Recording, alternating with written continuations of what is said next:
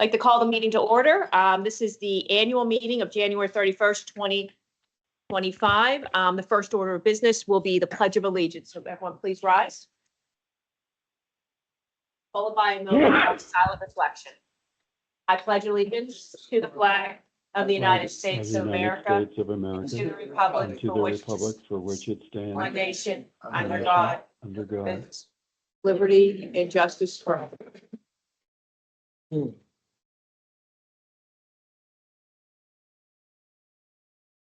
Thank you. I'm going to call the roll.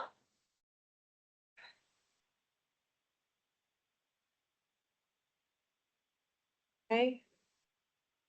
Member Turman. Present. Member Brewster. Here. Member McClenny. Here. Member Fawn. Here. I'm here. We have, I believe, virtually Member Doyle.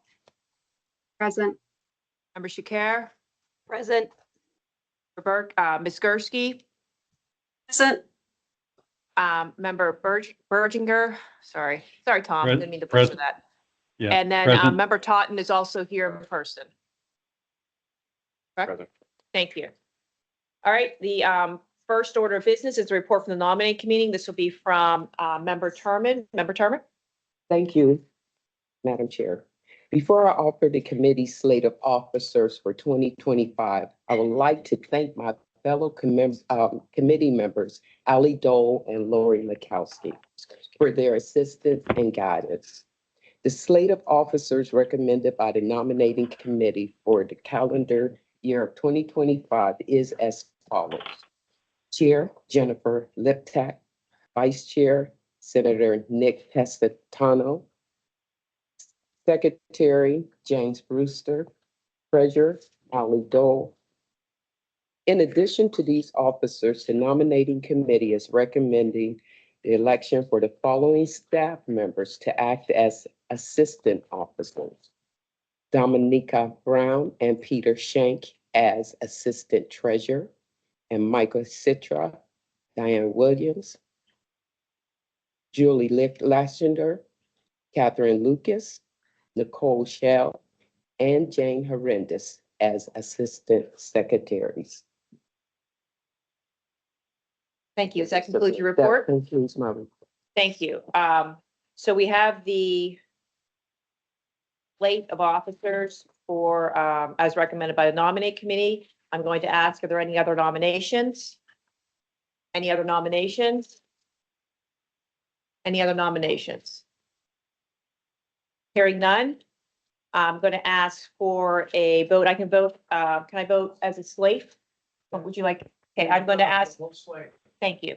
Thank you, Sandy. With that, I'm going to ask for a motion to approve the candidates as presented by Member Turman. May I have a motion? So please? moved. May I have a second? Second. Thank you.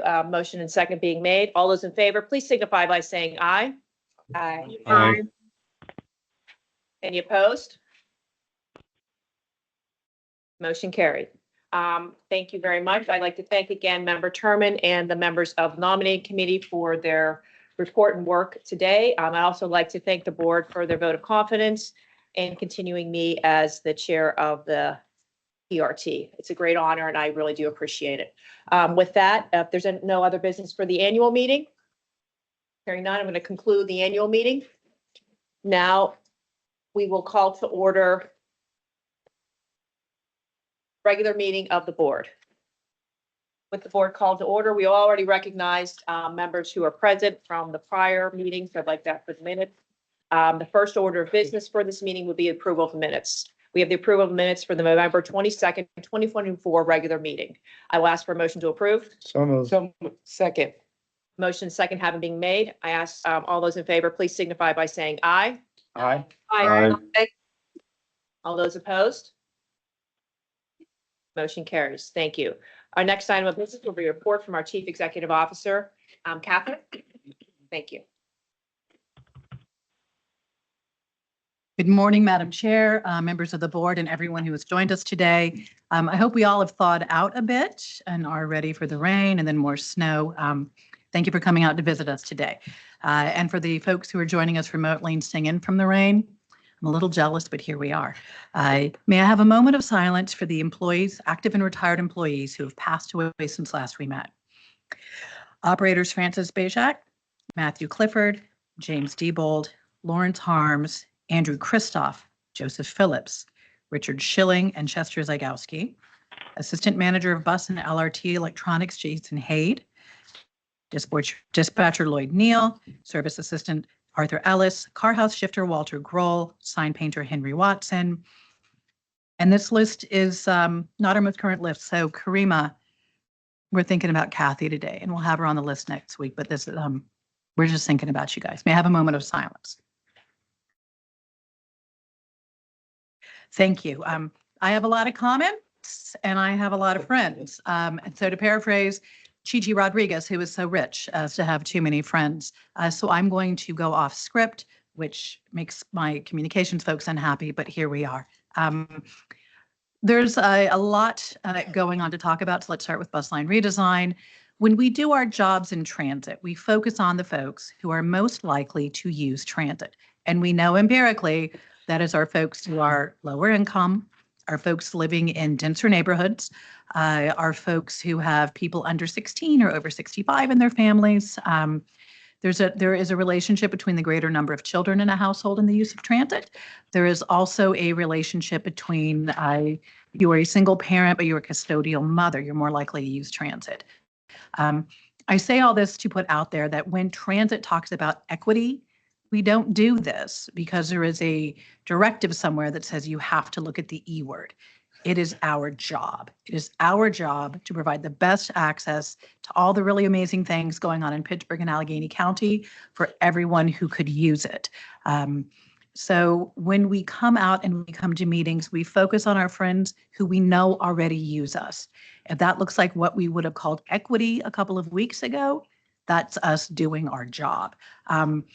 I've been extremely proud of the work our planning team has done since we have boosted them and essentially recreated them in the past 5 to 7 years. We've had a lot of focus on who is using and how to pay attention to things, different ridership patterns. Do different groups of folks use the bus differently? And they do. We know empirically that at a bus stop where the bus pulls up crowded, a woman is more likely to get on that bus than a man. And a woman with small children is a lot more likely because she feels safer on the bus, and it's easier to control your children on a bus than it is on a bus stop on a busy corner. So we know people with different backgrounds and different constraints act differently. We know folks who have limited English proficiency interact with our network differently than folks who are native-born speakers. But we also know folks with a visual impairment need larger font. People use us differently, and that is okay. And it's our job to meet folks where they need us. That is an underpinning of the planning that we do, and it is baked into the concepts that we put into our bus line redesign project. We have focused on non-traditional meetings. We have been out to over 80 meetings in this round since we kicked off the project a year and a half ago. We've been out to a lot of neighborhoods. We've had a lot of conversations. We've received over 9,000 comments. I take this as a good thing. We have received a lot of comments where people said, thank goodness you moved it. We've received a lot of comments where people said, what the heck are you doing to my bus routes? And that's what we need to hear. This is a lot of change to talk about at one time. I want to stress that when we talk about bus line redesign, we're not talking, hi, it's October, boom, the entire world shifts. What we want is your feedback so we can hear from you what makes sense to where you are trying to go, and then we can phase it. We are wrapping up our first phase of comment on our first draft. So through February 15th, we are receiving comment. We will be back to, you are going to be sick of us, and I think that's the best possible thing. This summer, we are coming out for more feedback. The traditional planning process, could we agree on a problem in a data set? Do we know what we want to do to fix it? Come back for the first round, which is where we are. Did we meet what we need to for that problem, and where we need to tweak it? Let's come back. Next round this summer is going to be iterations. Did we continue to hear you? As much as we want to get things wrapped up so we can deliver improvements for Allegheny County, if what we hear on this next round of hearings is we messed up completely, we messed up in a neighborhood, the goal is to get good service out for our neighbors. Our communities own the service, we just run it. So thank you to everyone who showed up today. I'm going to talk a lot faster so you can let us know if your concern is it's big. If your concern is where your district is having a change and we want to make sure that we're talking about this. If your concern is ridership has shifted a lot data-wise in the past year and what are we doing to control for that? We need to hear from you. So thank you for coming. And to my planning team who is exhausted but still here, thank you for doing a lot of this work. Thank you for doing it differently than a lot of other places do. And thank you for always telling me we need another meeting. It's a good kind of nag. So many pages there. And Adam, I deeply apologize. Your writing is much better than anything I was going to say. We also need to talk about funding. So we will be coming forward this year with a budget that reflects the funding realities we have here. Back in 2011, 2013, with the Commonwealth's adoption of Act 89, we had a 10-year, and not us uniquely, we, our friends in Southeastern Pennsylvania, and every transit agency in the state had an idea of what funding would look like for 10 years. And at the end of that, we would come back and talk again about what we need for operating funds. We had a pandemic, and we had bigger things for our legislators to focus on than what looks like transit funding's future, especially when we had federal assistance. Federal assistance has been drawn down. We are X years into a new reality post-pandemic. And we greatly appreciate the efforts from our friends in the legislature last year to introduce additional funding for us. Governor Shapiro's budget had a proposal of an additional 1.75% that would come over from the sales tax, would have generated about $40 million a year for Pittsburgh Regional Transit. It's an excellent start. The number that will cover status quo service for this agency, not in addition, but the service you see today, is $117 million, raising the base from the state at $117 million. We are an asset. We are an economic engine. Every dollar that comes into this agency is $2 to $3 in the local economy. We get nearly 150,000 people a day around on trains, on buses, and on our critically important access. And don't forget the incline. We have a lot that we do. We have 2,600 employees. We have over 3,000 retirees. That's a lot of mortgages and a lot of people going off to college that we pay for. We have valuable small vendors that give us blood, sweat, and tears to make our business happen. And we have community partners. We are a big deal. And it is time for us to talk about what sustainable funding can be in Allegheny County so we can lock in the status quo. And if we want to have conversations after that, which I think are long overdue, about where do we grow and how do we pay for it, that Allegheny County can have those conversations. But the immediate target is state funding. You will hear a lot from us this year and this legislative session about what the team at Port Authority, now Pittsburgh Regional Transit, has done. In the last decade, so the first decade of Act 89, my predecessor underspent, which was fantastic. But it also meant that even what we thought Allegheny County should get was underspent. We closed Harmer. I know we have ATU employees with the Harmer garage tattooed on them once we closed. We took 7% service off the street. Our non-bargaining folks went 4 years without any kind of raise while everything else was going on. We have cut out extraneous features. We have no company picnic. We have cut back. We know what happens in Allegheny County when we cut. We deserve better. We also know that we're bringing forward a budget and a system that has been made efficient. Are there always things to modify? There are things to modify, yes. But the minimum expectation of what transit should look like in Allegheny County is a well-funded and supported workforce and community partners who can give the excellent service this county deserves and that this county uses to be an engine for the entire Commonwealth. So you hear a lot from us. It's a scary number. It's $117 million. We'll be back with you this year on what that looks like. We will be back for public comment and public hearing windows so your voices can be heard locally and we can be heard in Harrisburg. But our county and our region deserve it and our passengers do too. Madam Chair, unless there's any questions, that concludes my remarks. I do not have any questions from any members. Hearing none, thank you, Catherine. Thank you. Next, we will move on to the report of the Performance and Oversight Committee, and I thank Member McClenny for handling this very long report. No Floor is problem. yours. No problem. Good morning, Madam Chair, fellow board members, and all in attendance. The Performance Oversight Committee met last week, and I have 9 resolutions for the board's consideration. The committee first reviewed 3 procurement items and determined the bids to be in accordance with PRT's procurement policies and procedures and the prices to be fair and reasonable. The Performance Oversight Committee recommends authorizing the award of bids listed in the resolution for the total amount of $2,459,010.10. My fellow members, I respectfully request the board approve this resolution. Thank you. With that, I'll ask for a motion for approval. Motion. Second. Hearing motion is second. All those in favor, please signify by saying aye. Aye. Aye. Any opposed? Motion carries. The next resolution I have for your consideration seeks authorization for settlement of a public liability claim after an accident with a PRT bus and a pedestrian on November 22nd, 2022 in the borough of Swissvale. It is the recommendation of the Performance Oversight Committee to authorize a settlement payment in the total not to exceed amount of $125,000 with no admission of guilt or liability by PRT to the claimant for injuries sustained in the accident. My fellow members, I respectfully request the board approve this resolution. Augie's okay with it. Thank you. With that, I'll ask for motion for approval. Motion. Hearing motion is second. All those in favor, please signify by saying aye. Aye.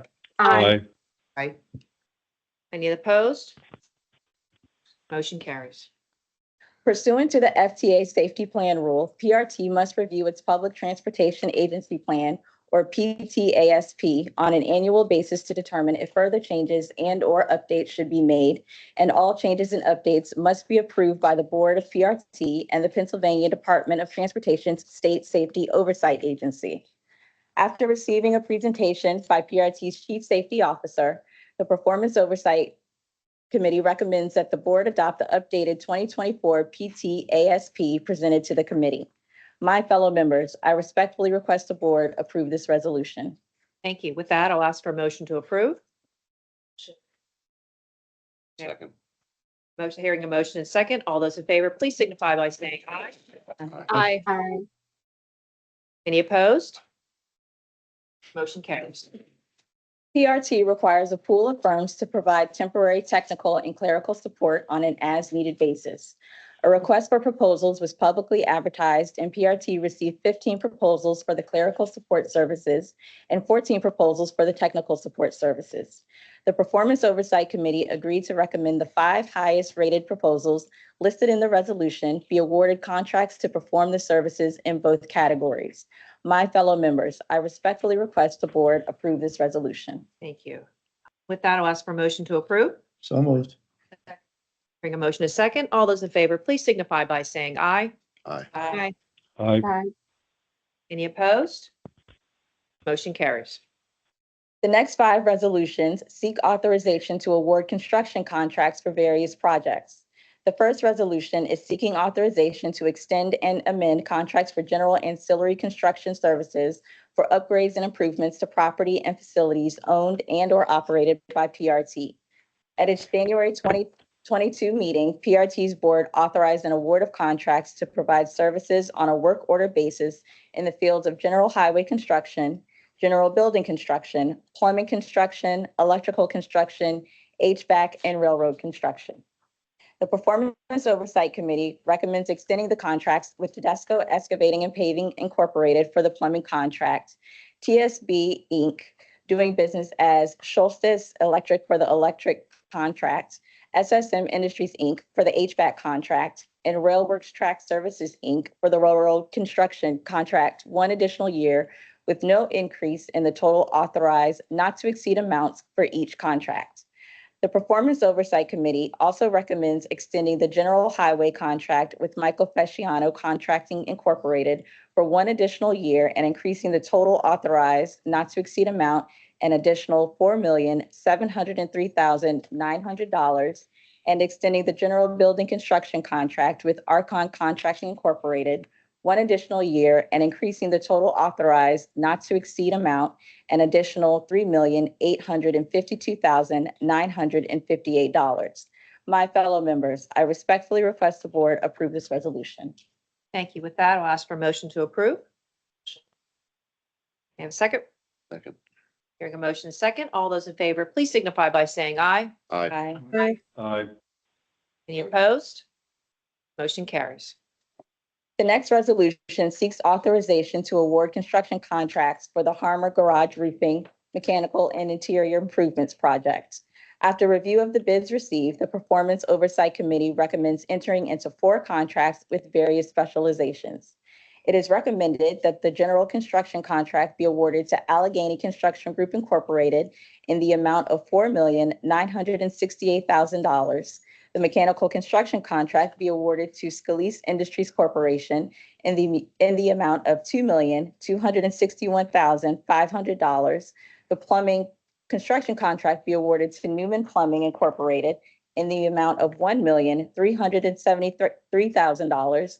And the electrical construction contract be awarded to Merit Electrical Group Incorporated in the amount of $1,276,000, subject to contractors completing the pre-award requirements.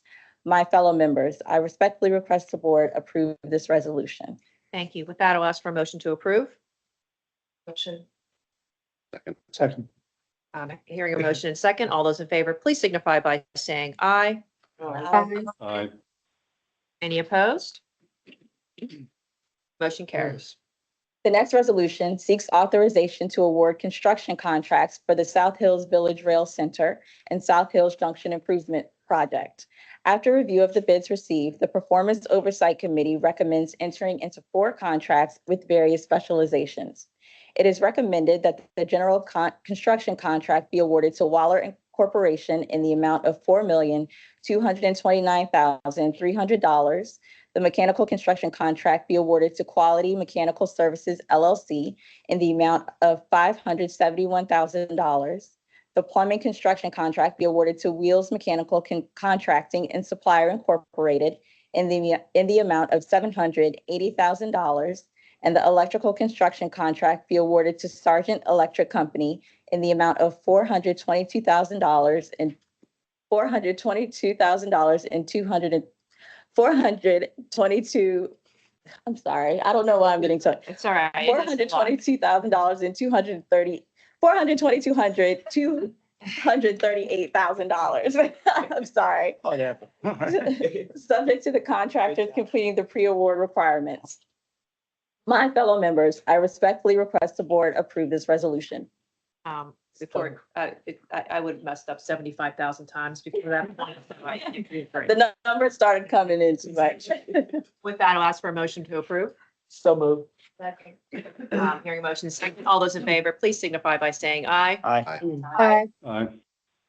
Any opposed? Motion carries. The next resolution seeks authorization to award construction contracts for the facilities HVAC project. After review of the bids received, the Performance Oversight Committee recommends entering into 3 contracts with various specializations. It is recommended that the general construction contract be awarded to Mositas Construction Company in the amount of $1,998,000. The mechanical construction contract be awarded to Scalise Industries Corporation in the amount of $4,980,000. And the electrical construction contract be awarded to Allegheny City Electric Incorporated in the amount of $1,297,000, subject to the contractors completing the pre-award requirements. My fellow members, I respectfully request the board approve this resolution. Thank you. With that, I ask for a motion to approve. Motion. Hearing a motion is second, all those in favor, please signify by saying aye. Aye. Aye. Any opposed? Motion carries. The final resolution seeks authorization to award a construction contract for the generator replacement project at various PRT facilities. After review of the bids received, the Performance Oversight Committee recommends awarding a contract with Merit Electrical Group Incorporated in the amount of $2,644,000, subject to the successful completion of all pre-award requirements. My fellow members, I respectfully request the board approve this resolution. Thank you. With that, I'll ask for a motion to approve. Motion. Second. Hearing a motion is second, all those in favor, please signify by saying aye. Aye. Aye. Any opposed? Motion carries. Thank you very much. All right. Anything else? Unless there are any questions, that concludes my report. Thank you very, very much. Our next item of business is the report of the Planning and Stakeholder Relations Committee. Member Turman? Good morning, Chair Lapton. Fellow board members and stakeholders. The Planning and Stakeholders Relation Committee met last week. I have a few items for the board. First, staff presented updates on the bus line redesign. The project began in 2023. We are currently in phase 3, with staff continuing public engagement through February on the initial draft plan.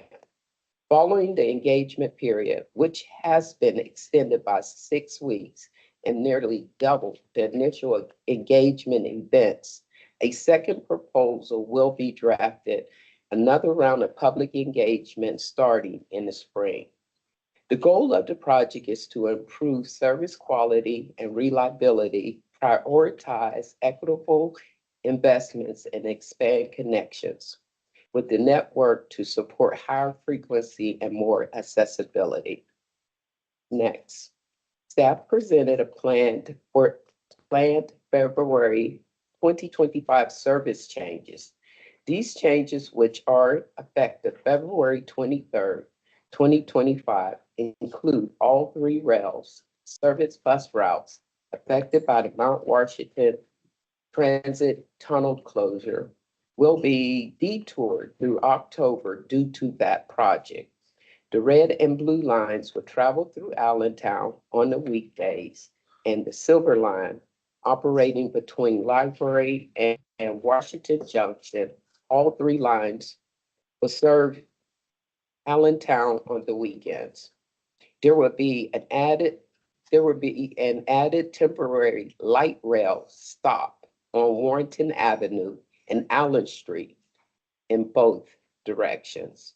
The subway local route will be the only route to serve Station Square Station. Several bus routes will also be detoured generally using the Allentown Street inbound and the Wabash Tunnel outbound. There are some exceptions.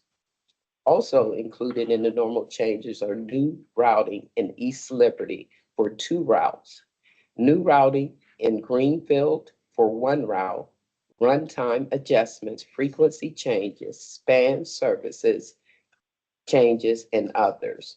Further details for the February service changes will be posted on the PRT website. Allegheny County Transit Council met on January 22nd, staff providing an update on the fare refresh project, the February service changes. Their next scheduled meeting is February 26th. CAT met on January 9th. Staff provided updates on the fare system refresh project, the February service changes, and update on access services and programs. Their next regular meeting is March 6th. Unless there is any question, that concludes my report. Questions? Thank you. Moving on, our next report will be from the Finance Committee. Member Doyle? Good morning, Chair Liptak and fellow board members. The Finance Committee met on Thursday, January 23rd, where 4 resolutions in the November and December 24 financial results were presented. The first resolution seeks authorization to temporarily extend the rail-free zone. Due to the unique nature of the ongoing Washington Tunnel project, the inconvenience that will cause the affected PRT patrons, and to ensure PRT riders do not have to pay an additional fare for transferring between vehicles, the Finance Committee recommends expanding the rail-free zone to the Station Square Rail Station during the project. My fellow members, I respectfully request the board approve this resolution. Thank you. With that, I'll ask for a motion to approve. So moved. Second. Hearing a motion second. All those in favor, please signify by saying aye. Aye. Aye. Aye. Any opposed? Motion carries. The next resolution would authorize PRT to extend and amend an agreement with First Data Merchant Services, LLC, to provide merchant bank services. These services include, but are not limited to, debit and/or credit processing services. Following 3 extensions to the agreement, the Finance Committee recommends extending the agreement with First Data Merchant Services, LLC, for the final 2 option years to January 30th, 2027, and to increase the previously authorized not to exceed amount by $986,433.36. My fellow members, I respectfully request the board approve this resolution. Thank you. With that, I'll ask for a motion to approve. Motion. Second. Hearing a motion and a second. All those in favor, please signify by saying aye. Aye. Aye. Aye. Any opposed? Motion carries. Since the adoption of the FY 2025 operating budget, there have been changes in the actual income and expenses realized. PRT has realized increases in state operating assistance and local county match, interest income related to deferred state operating assistance, as well as unplanned remaining COVID-19 stimulus fund balances. The expense budget was also adjusted to account for additional costs outlined in the resolution. As a result of the foregoing factors, the Finance Committee recommends adoption of an amended fiscal year 2025 operating budget totaling $542,362,621. My fellow members, I respectfully request the board approve this resolution. Thank you. With that, I'll ask for a motion to approve. Second. Hearing a motion and a second. All those in favor, please signify by saying aye. Aye. Aye. Aye. Any opposed? Motion carries. The final resolution authorizes PRT to apply for and enter into agreements for calendar year 2025 operating and capital grant funds.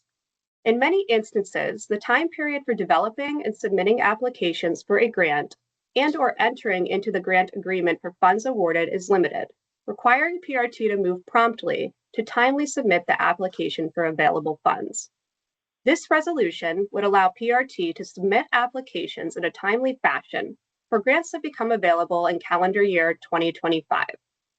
It was noted at the meeting that the Finance Department will provide regular reports to PRT's board concerning grants applied for and awarded during calendar year 2025 as part of the Finance Division's monthly report to the board. My fellow members, I respectfully request the board approve this resolution. Thank you. With that, I'll ask for a motion to approve. Motion. Second. Hearing a motion and second. All those in favor, please signify by saying aye. Aye. Aye. Aye. Opposed? Motion carries. Also, at last week's meeting, the November and December financial results were presented. It was reported that total operating income for November was above budget by about $135,000 due to interest income exceeding budget. Total operating income for December was below budget by about $318,000 due to lower passenger revenue. Total expenses for the months of November and December were below budget by $4.5 million and $2.7 million respectively, due to lower expenses in almost every category compared to budget. Total operating income is about $800,000 higher than last fiscal year through December due to higher passenger revenue and Access shared ride revenue. Total expenses through December were $2.3 million lower than last fiscal year due to lower employee benefits due to a 1-year reduction in pension expense. Total subsidy through December is $49.4 million lower than last fiscal year due to the completion of federal stimulus invoicing and lower preventative maintenance invoicing. Finally, it was reported that PRT ended December with $420.7 million in operating reserves. Unless there are any questions, that concludes my report. Thank you very much, Member Doyle, for your report. Next, we'll move on to the report of the Financial Audit Committee. Senator Brewster. Thank you, Madam Chair. The Financial Committee held a public meeting on Thursday, January 23rd, 2025. Representatives from Mayor Duzel's Certified Public Accounts presented results of the fiscal year 2024 audit report. Mayor Duzel advised the committee that the fiscal year 2024 audit report concluded that PRT's fiscal year 2024 financial statements fairly present PRT's financial position as of June 30th, 2024 and June 30th, 2023. Respectfully, and that PRT has adequate controls in place to ensure accurate financial reporting and compliance with relevant laws, regulations, contracts, and grant agreements. If there are no questions, I would propose that the board formally accept the fiscal year 2024 audit report and authorize the chair of PRT's board and the chair of the financial audit committee to sign the report indicating its formal acceptance by PRT. My fellow members, I respectfully request the board to approve this resolution. Thank you, Senator Brewster. With that, I'll ask for a motion to approve. Motion. Second. Hearing a motion in a second. All those in favor, please signify by saying aye. Aye. Aye. Madam Chair, that concludes my report. Thank you. Motion carries. With that, we're going to move on to our public comment section of the meeting. I did want to kind of remind individuals, so, it's a new year. We have a lot of speakers today. So normally I'll let individuals with support of the board continue for a little bit after that 3-minute mark. Because there's so many people, I am going to do a hard stop at the 3-minute. And it's just because we want people to be able to speak timely, and people may have to go, and we don't want that to hinder their opportunity. Also, make sure that your presentations obviously are germane to PRT, and we will respect the presentations. And if members need to get up because of various things, it's not out of any disrespect to the speakers. It's just sometimes they have to get up because they have a meeting or something they need to switch around. Okay, so I just wanted to make sure mention that. With that, we have our first online speaker, and everyone gets 3 minutes. Our first speaker, I believe, is online. It's Fonda Doucet. Fonda Doucet. Do you see Fonda online? Go one more time. Fonda Doucet. Okay, I'm going to make a note, and we're going to move on to Laura Chu-Weeds. Laura, hi, Laura. Welcome.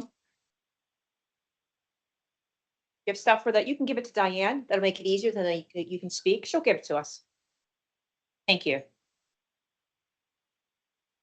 Just bring it up, and I'll pass it. Yeah. Welcome. Hello. Good morning. My name is Laura Chu-Weeds. I'm the Executive Director of Pittsburghers for Public Transit.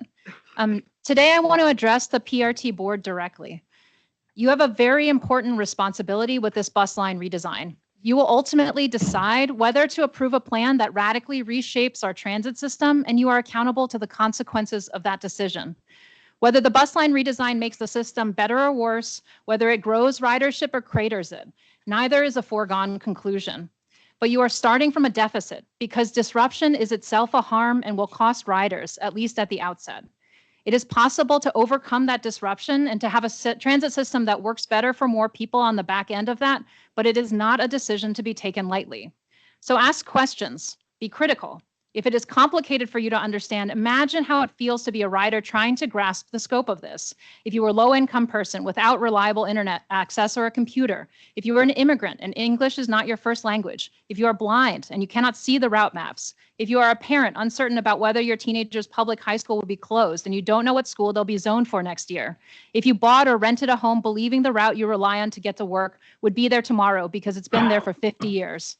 You'll hear today from riders and from workers about some of the consequences they would experience under bus line redesign draft 1. We understand and expect there will be changes in response to this feedback in draft 2.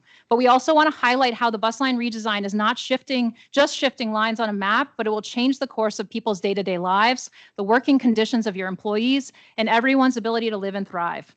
We're also here to offer our roadmap to a bus line redesign for all. We have spent countless hours in one-on-one conversations with riders and workers, our members doing a granular route-by-route assessments of the bus line redesign changes and impacts to communicate to the public, and in calculating commute time changes by drawing lines on Google Maps. On the basis of all that feedback, our members drafted the substantial process and methodology recommendations for draft 2. It's thoughtful and thorough. Please read it. But what it says above all is to keep what's working. Don't create additional hardship by adding transfers where riders have direct trips, change route names if they are substantively similar, or eliminate popular lines. Don't substitute a speculative and ill-defined microtransit zone for lifeline fixed route transit in high-need communities. We cannot afford to have this fail. I urge you to implement our recommendations so that we can collectively celebrate a draft 2.0 that is a bus line redesign that works for all. Thank you very much. Thank you. Our next speaker will be Glenda Gorman.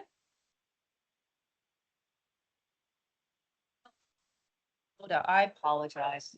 That's gonna happen a lot, and I'm gonna apologize in advance if I, inadvertently, say someone's name improperly, so I apologize in advance, please.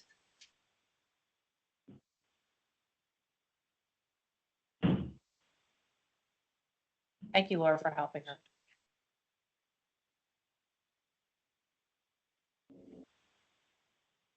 Welcome. Hi. Good morning, Pittsburgh Regional Transit Board members. My name is Kelda Gorman, and I'm here to speak about the bus line redesign and its impact on low-income and disabled individuals. I live in low-income and accessible housing at Oakland Affordable Living, along with 37 other families.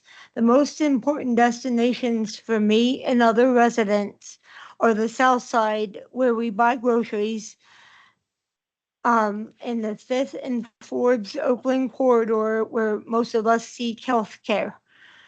The bus line redesign proposal draft 1.0 would eliminate critical direct connections to the closest grocery options in our community and the hospitals in which we seek medical care.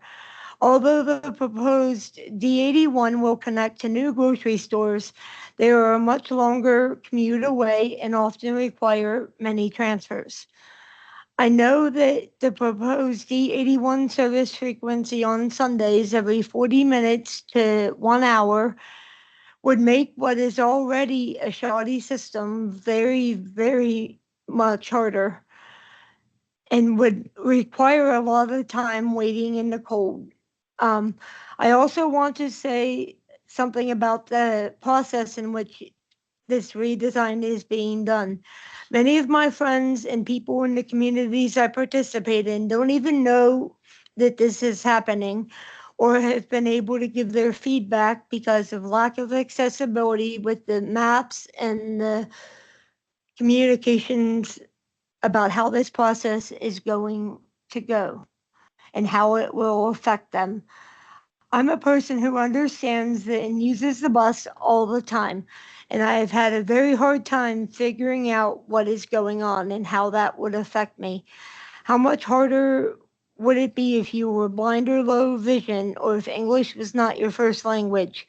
We really need PRT to find better ways to communicate this, and so that many people are not upset, confused, disoriented, or such as this bus line redesign commences.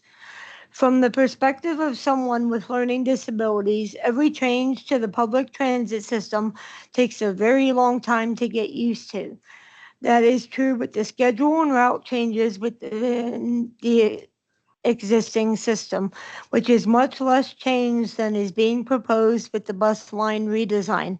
As a person with a disability and a disability advisor and advocate, I know that the amount of changes proposed by the bus line redesign will take a very long time for me and others like that to relearn this system, which is awful because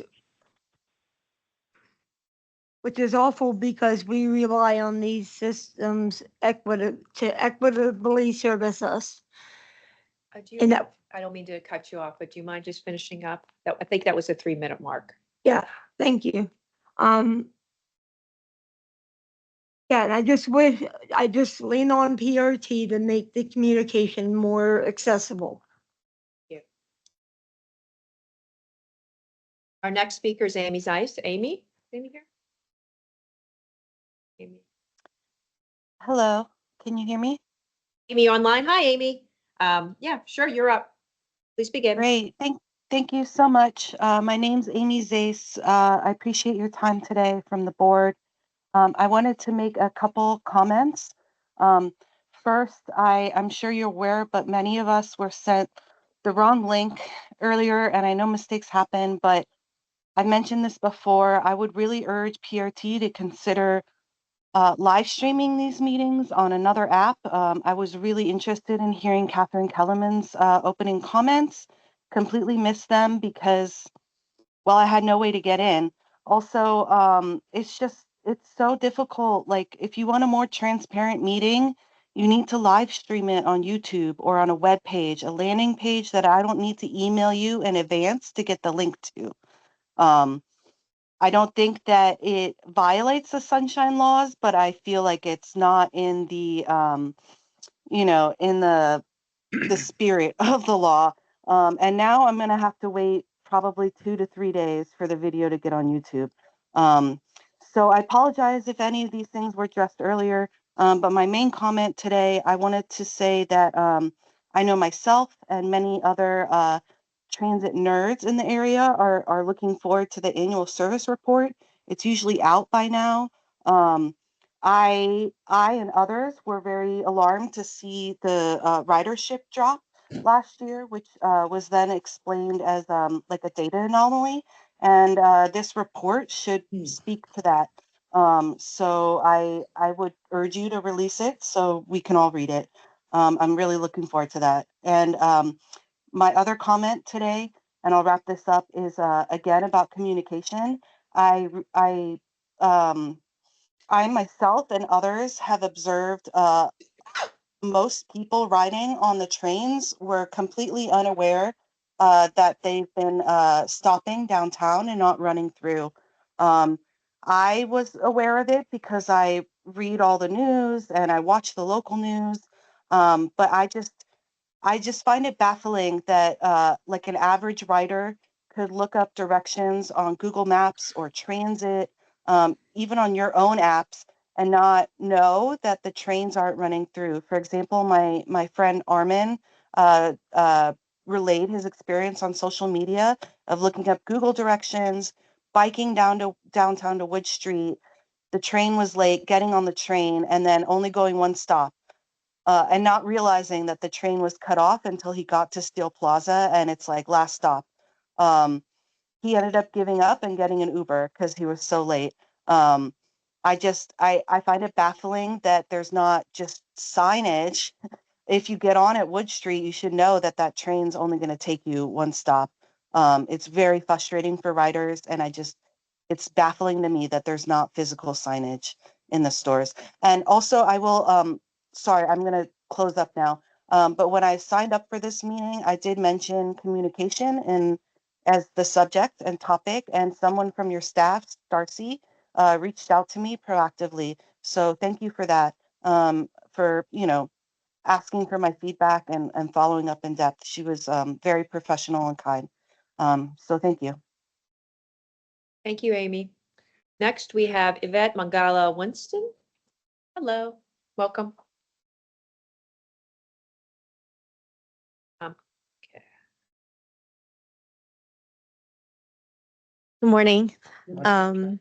My name's Yvette Mangala Winston. I am actually a planning consultant, but here just speaking as a resident.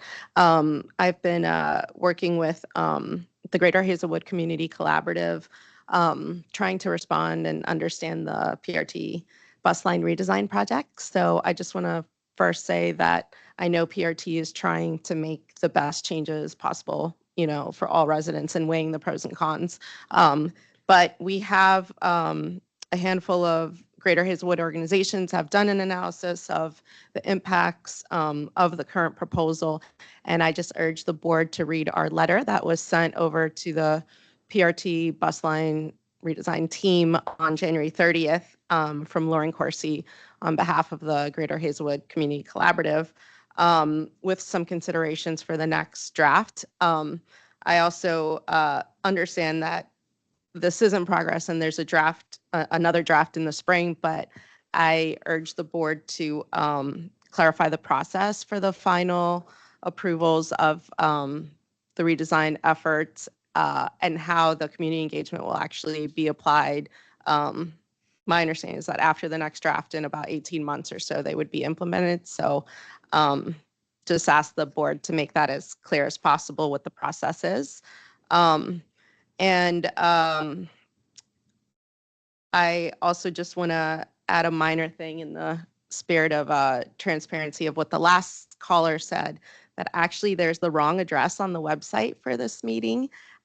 This is my first time at one of these meetings, and the address is wrong on the website as compared to what's on the door. And also there's no signage that PRT is in this building. So just in the spirit of transparency to make it easier for people to get here, and encourage you to make those minor changes. So thank you. Thank you very much. Our next speaker, I believe, is online, Andrew Hussein. Andrew? Is Andrew online? Yes, sorry. Hi, Andrew. You're up. Yeah, I was originally signed up to be in person, but unfortunately, given the weather today and feeling under said weather, had to be online. But yeah, I wanted to address a few things, and I think it's already been addressed about enough with the issues with the links and technical issues this morning. So moving on, for a split second, I'll put on my Transit Council Vice President hat for a moment and agree with Amy that it's a little concerning that the ASR annual service report is probably now more delayed than it's ever been getting to the public or even to the council's eyes. So I hope that PRT is planning on releasing that annual service report soon, finishing whatever they need to finish and getting that out, because that's supposed to come out annually, hence the name. Moving on to the bus line redesign project. I think we all understand and know, hopefully, well enough, that you're proposing to change 90 to 100% of the system completely. And even though you say you've been doing a lot of outreach, it's clear that there's still people that haven't been reached by said outreach. And I get that the team doing the bus line redesign is overtaxed and has already done more than they expected to do. But I don't think anybody on the team or at Port Authority is really truly realizing the gravity of what you're doing with this bus line redesign, essentially proposing to reinvent the wheel or trying to fit a square peg into a round hole. So you need to rethink this redesign, pump the brakes on the process a little bit, do some more outreach, and consider the impacts that this is going to have on people. I'm recently been displaced, and I moved like 4 times in the last 6 months, and now I'm currently in an area that stands to be harshly impacted by the redesign, in spite of the fact that the redesign proposes a hub out here in North Versailles. You want to eliminate like half of the routes and reroute several of the routes away from different parts of North Versailles and neighboring communities. So help make it make sense. The bottom line, if you're going to do this redesign, think it's clear by now. This cannot be a cost neutral thing, as we keep saying that this proposal takes into account cost neutrality. That ain't going to happen. It can't happen. Not with inflation, not with things changing, not with the scope of what you're proposing to do. You need to find a way to. Andrew, do you mind summarizing? Your 3 minutes is up.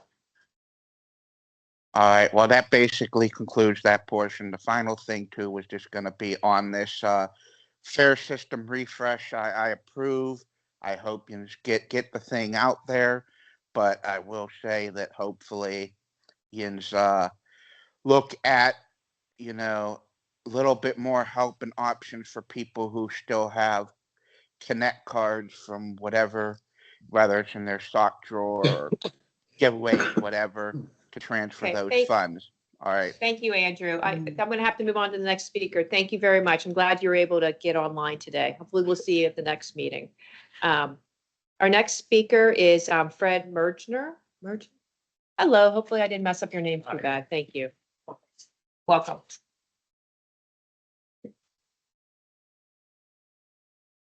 Good morning. My name is Fred Mergner, bus rider and retired Port Authority Program Manager of Service Planning and Schedules.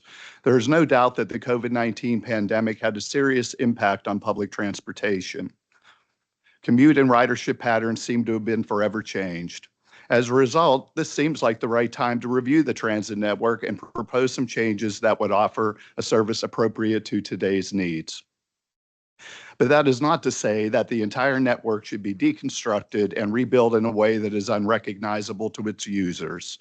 The Pittsburgh system is a legacy system, having been in service well over a century and a half. Yes, it is old, but Pittsburgh, old as well, has been built around it. Its radial layout is based on Pittsburgh's street network, which cannot be changed. People that use the system understand it and know it. Many live and work where they do because of the existing bus routes. The system certainly is not obsolete, and given its hub and spoke nature, is really not so complicated. Its design is typical of transportation networks. When properly funded and operated, this transit system can offer a fantastic and competitive service. So why the need to tear it apart? Why eliminate long-standing routes, connections, bus stops, route numbers, and names? Why require more transfers when riders hate transfers, not just in downtown, but anywhere? There is no need. Doing so would only result in chaos, decreasing ridership, and disrupting the lives of the system's loyal riders who use and depend upon it daily. To prosper, our transit system needs only the following: to be properly funded, to be well managed, to be updated and expanded where needed, to be well marketed, and to be shown a little love by the public, the media, and regional leaders. The truth is, we are lucky to have had this transit system handed down to us by some of the greatest leaders in the industry. And in applying the items listed above, it will be something we can once again be proud of. Let's be careful not to destroy it and not to disrupt its loyal riders. Let's tinker with it, give it what it needs, and make it the best it can be. It truly has good bones. I urge the PRT board to recognize the value of this asset and to put the brakes on this disruptive and unnecessary bus line redesign project. Using the current network as its base, let's develop a plan that preserves viable connections, identifies new ones for implementation, considers changes where ridership numbers have dropped, and develops efficient, workable, and useful schedules. This approach would be best for riders, and what is best for riders should be best for PRT. Thank you. Thank you very much. Our next speaker is Allison Keating. I believe Allison is online. Allison Keating? Allison Keating? See Allison online? Okay, thank you. One more time, Allison Keating? No? Okay. Elisa Grishman online? Alicia Grishman? Alicia Grishman? No? Okay, moving on. Moving on to my dear friend, Councilmember Barb Warwick. Welcome, Councilmember. Thank you for your patience. Yeah, no, thank you. So I'm here today. So my name's Barb Warwick. I'm the council person for District 5. I am here today speaking on behalf of myself and some community groups through my district. So that is the Hazelwood Initiative, the Greater Hazelwood Community Collaborative, Center of Life, Jada House International, Poor Law, University of Pittsburgh Office of Engagement and Community Affairs, Hazelwood, Mobilify, Tishman Spire, 31st Ward Community Action Group, Greenfield Community Association, Junction Coalition, Squirrel Hill Urban Coalition, Uncovered Squirrel Hill, Swiss Helm Forward Community Group, and the Pittsburgh Alderdice High School PTO. And some of these organizations will also send letters and have commentary, but this is just sort of our collective. Dear members of the PRT board, we would first like to thank the PRT bus line redesign team for all their outreach across Pittsburgh's District 5 neighborhoods. We would also like to thank Kurt Conrad for his close collaboration with the District 5 City Council team to make sure that we gather as much feedback as possible from our residents. Redesigning the Allegheny County bus network is a monumental task, the results of which will impact the lives of tens of thousands of transit riders for many years to come. This is why the District 5 office has come together with community organizations and residents to submit feedback on how the initial draft will impact transit riders across our district as a whole.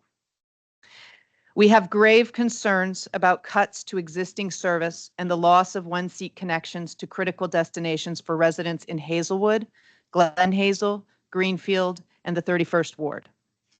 We also would like to see additional one-seat connections between our neighborhoods so that our communities and local businesses can more easily interact with each other and grow. As a collective, our key takeaways are that the PRT bus line redesign, one, must not eliminate existing service or replace one-seat service with transfers to critical destinations, including work and healthcare hubs, schools, social services, community centers, and recreational amenities. Two, must provide one-seat connections to assigned neighborhood schools for Pittsburgh Public School students and account for the upcoming PPS reorg to ensure that every District 5 PPS middle and high school student has a one-seat connection within reasonable walking distance of their school. And three, must prioritize one-seat connections between neighboring communities so that all District 5 neighborhoods can easily access each other's business districts and neighborhood amenities.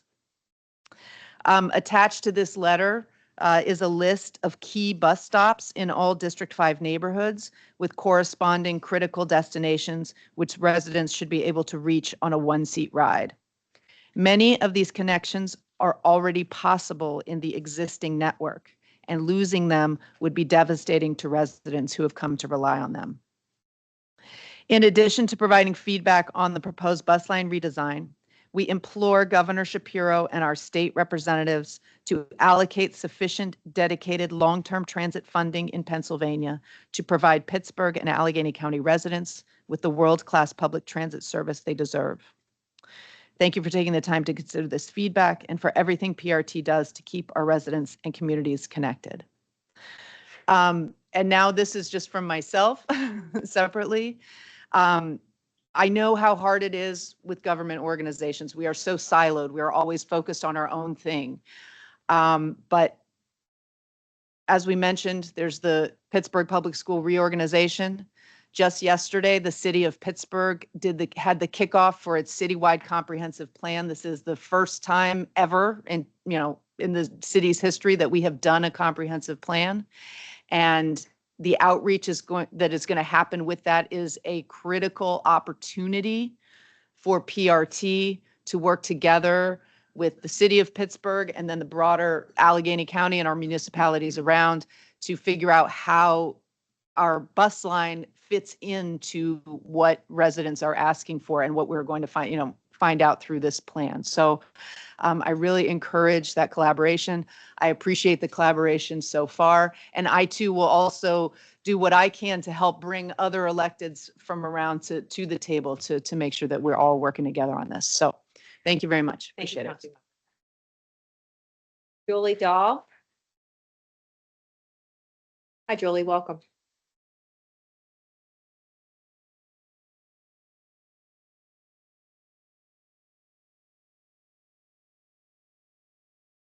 Good morning. My name is Julie Daw. I'm here to speak about the bus line redesign plan. I live in Bloomfield and I'm a fourth generation Pittsburgher. I use PRT almost every day to go to work, to go to the doctor, for shopping and errands, and for fun. I chose to live in Bloomfield in large part because it is a transit-rich neighborhood for Pittsburgh. I work downtown and I take the bus into town almost every day. Like many Allegheny County residents, I'm excited but also concerned about the bus line redesign. I'm 31 years old, and for my entire life, public transit in this county has faced year-over-year reductions in service. So I'm disappointed but not surprised that the redesign as it is currently proposed amounts to overall cuts to the system. From what I can tell, the draft plan would mean that I would have fewer options for my commute from Bloomfield into town, which is just 4 miles. With the loss of the 87 from Bloomfield, I'd need to rely solely on the 86, which would have a much longer route and no significant increases in frequency. Weekend service would be extremely weak with only hourly frequency to get me in and out of town. I'd also be less connected to the nearby neighborhoods I use the bus to visit, like Polish Hill and Oakland. I'm pretty familiar with the bus system and with the internet, but I found it very difficult to follow the website and tools that have been put out so far by PRT. Under the current system, I can take the 54C, the 54D, or the 93 to Oakland. Looking at the redesigned website, I was able to figure out that the 54C is being replaced by the 099. So that would give me one option to getting to Oakland from Bloomfield, down from my current 3 options. Then I looked at the 93 page, which is my other current route to Oakland, but the new 93 route doesn't go to Bloomfield at all. And there was no information about Bloomfield on that page. It was only when I clicked on the 91, which is a bus that doesn't service my neighborhood, Bloomfield, that I was able to see that a new route, the D81, could get me to Oakland from my current 93 stop. This overhaul is extremely complicated and hard to understand. I think my example just there was maybe hard to understand. The website requires clicking around between tabs and trying to game out what changes in route length and frequency would mean for service reliability. So today I'm asking for PRT to promise to slow down the process. PRT should be canvassing bus stops on every route across the county to talk to riders, especially more vulnerable riders who may have even more trouble than I did navigating the extensive amount of information online. PRT also needs a robust campaign to include the workers who know this system better than anyone. Thank you all for your time and efforts. Thank you very much.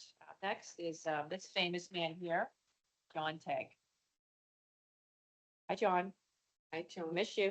We love our new members, though, too. We also love John. Good morning, folks, and congratulations on being elected chair again. The reason I'm here today is really to talk about DEI. And if you don't know what that is, I'd be surprised because it's been all over the papers at the federal level. And in fact, it was even involved with the tragic crash in DC, words about DEI, diversity, equity, and inclusion. Catherine talked about inclusion at the beginning of her remarks. I'm here in support of our DEI program because it's slightly different than what it is at other companies and organizations, because it also includes accessibility. Interesting thing is the name IDEA, which is really the Individual with Disabilities Education Act, also passed decades ago. Anyways, I'm here, like I said, in support of our program. My concern is that since we're a governmental entity and also receive federal funds, that there might be some pressure from the Department of Transportation or the FTA for us to eliminate that program. Now, what we call it is another story, but I think we need to stay strong and keep up the work on that so that we make sure that we do include folks, not just of race, but of any ethnic or minority group, such as people with disabilities. So I wanted to thank you for the time. And by the way, Catherine wasn't a DEI hire either. She was hired, she was the best qualified candidate at the time, and she's done a marvelous job. Also, she's done a great job with equity. And also, I'd also like to commend the folks that have worked on this program too. So thank you for your time. I'd like the board to stay in tune with what's going on with that. Even though it might not be a policy that you guys change, I'd like you to stay engaged with it. And again, it's not intended as a political comment. It's really just what we believe is the right way to go with this. So thank you very much. Thank you, John. Always nice to see you. Next, we have Chaz Williams. Hi, Chaz. Welcome.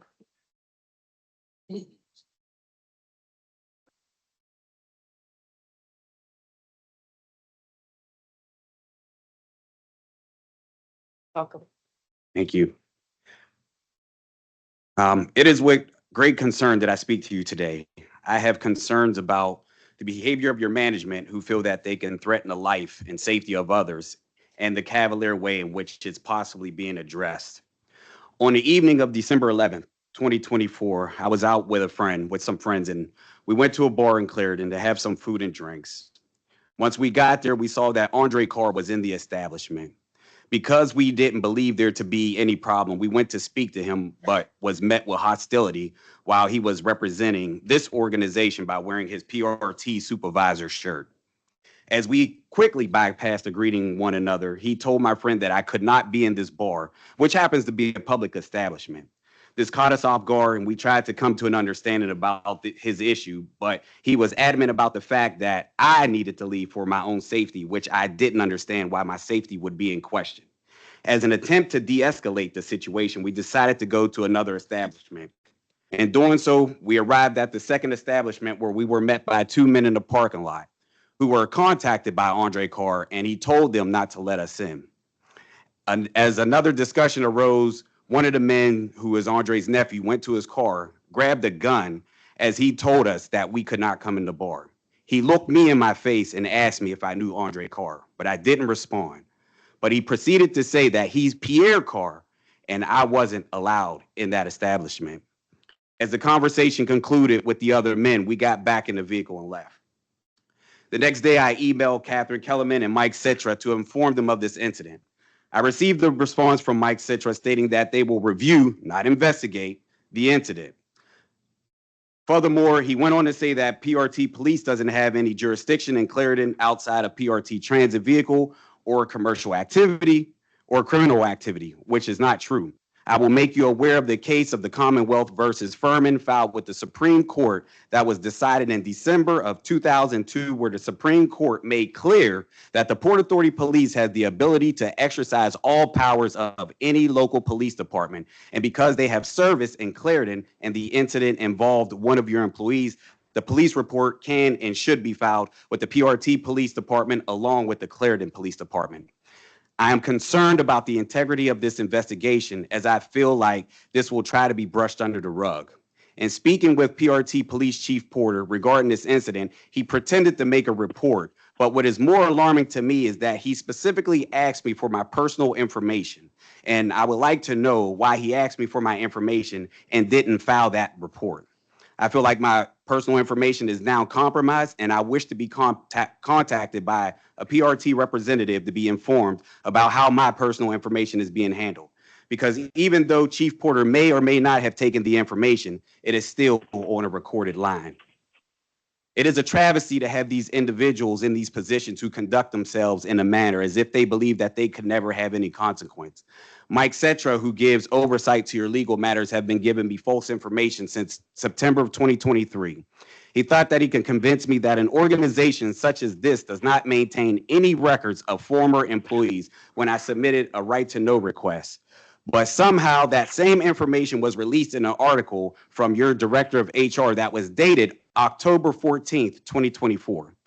Mike Citra then goes on to say that even if you did maintain that information, which you do, he wouldn't release it to me since I was terminated for threatening and harassing behavior. I am convinced that he nor y'all saw the video, because if that had been the case, then perhaps this coalition of concerned transit workers would not be going on. I just hope that you will take that threatening and harassing behavior matter as serious as you did whenever it was falsely filed against me. Those are my remarks. And in closing, Fonda Duce never received her email confirmation to speak on today. Thank you. And thank you for that information about Mr. Singh. Next speaker is Nicole Gallagher. Hi, Nicole. Welcome. Hello, my name is Nicole Gallagher, and I'm a community organizer with Pittsburghers for Public Transit. I've spent the last few months in one-on-one conversations with current and former PRT operators, asking them to review with me the proposed bus line redesign draft 1.0. Many of those transit workers have been surprised at the proposed changes and seriously concerned about the ways in which the changes in routes will affect their working conditions, as well as the ways that route changes will impact vulnerable riders that they built relationships with, and for whom they provide an essential service every day. As we understand it, the passenger data being used for the bus line redesign is an average of the number of riders on each route across time, across seasons, and across the length of routes. This hides important information, like how a route might carry a lot of passengers along a certain segment, but not in another portion, or that it is very useful in the fall for high school or college students, but the route declines in ridership over the summer. Having this granular information will give PRT powerful insights into opportunities to reroute service when few or no passengers are on board, but also make clear the existing service that must be kept intact. This is also the logical way to identify the least disruptive points along a trip to split a route in two, if PRT feels that's necessary to shorten bus routes that are long. A project this extensive in scope cannot be based on mere averages. Now is a very important time to get real numbers. And it just so happens that PRT is in possession of passenger counters that are even better than average. Bus operators have a better sense of passenger flow than any apps you can use. Please invest in their expertise. Pay operators to sit down and share their expertise around passenger loads over time and across the length of a route. Operators also know which turns can't be made with buses, which roads best connect communities, and where community hubs can be found. They know what is or is not a realistic schedule and what amenities like restrooms must be available to sustainably complete their shifts. And given the transit worker shortages that have hobbled our system, we can't afford to have a transit system redesign that doesn't work for their needs as well. Transit operators have a huge stake in outcomes because routes impact their working conditions enormously, and because ridership affects their jobs. Listen to them and ensure that they are respected for their knowledge. When your scheduling committee suggests changing a route to service transit riders in a vulnerable population, and they offer you evidence of it being the right move, don't dismiss them. The bus line redesign will change the lives of tens of thousands of people in Allegheny County for better or for worse. And when we say that the bus line redesign draft 2.0 should work for all, we mean your workers too. And on a personal note, please preserve the 54 routes. Thank you. Thank you, Nicole. Our next speaker is Brandy Allen. Brandy Allen, is Brandy here? Brandy Allen. Oh, really? If anyone, if no one minds, Ms. Doucet, we believe is online. Fonda Doucet, are you online right now?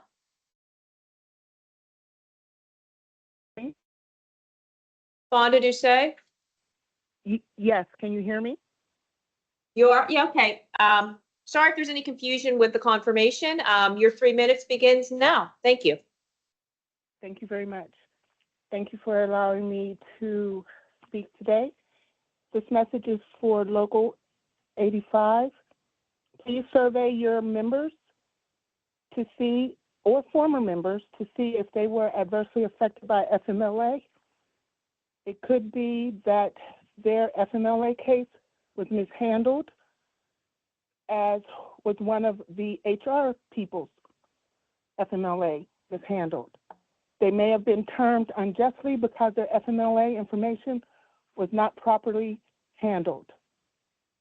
So if you care about your members, look into that information and file accordingly. FMLA is a federal regulated act that protects workers. And there was a period that I know of between 2021 and 2023 where FMLA was mishandled. And there's facts. I can't speak on them because of HIPAA rules, but protect your members. That's my time.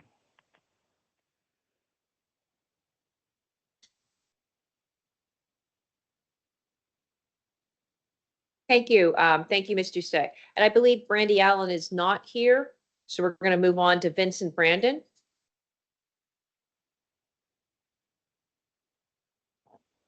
Hello and welcome. Good morning.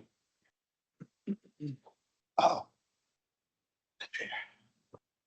Good morning. My name is Vincent Brandon. I'm a former bus operator, also a youth advocate, family advocate, and veterans advocate here in the city of Pittsburgh. And I'm here to speak about the redesign. As an operator, I've forged many relationships with the ridership community.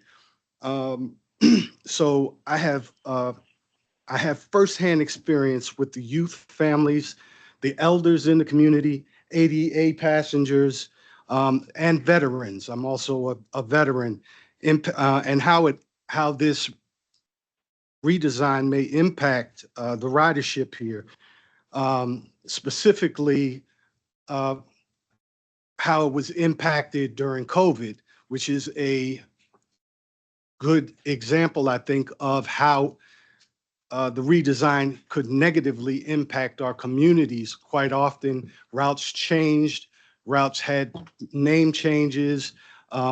These were also as a result of emergency routing and construction route rerouting at the time and renaming of routes throughout the system.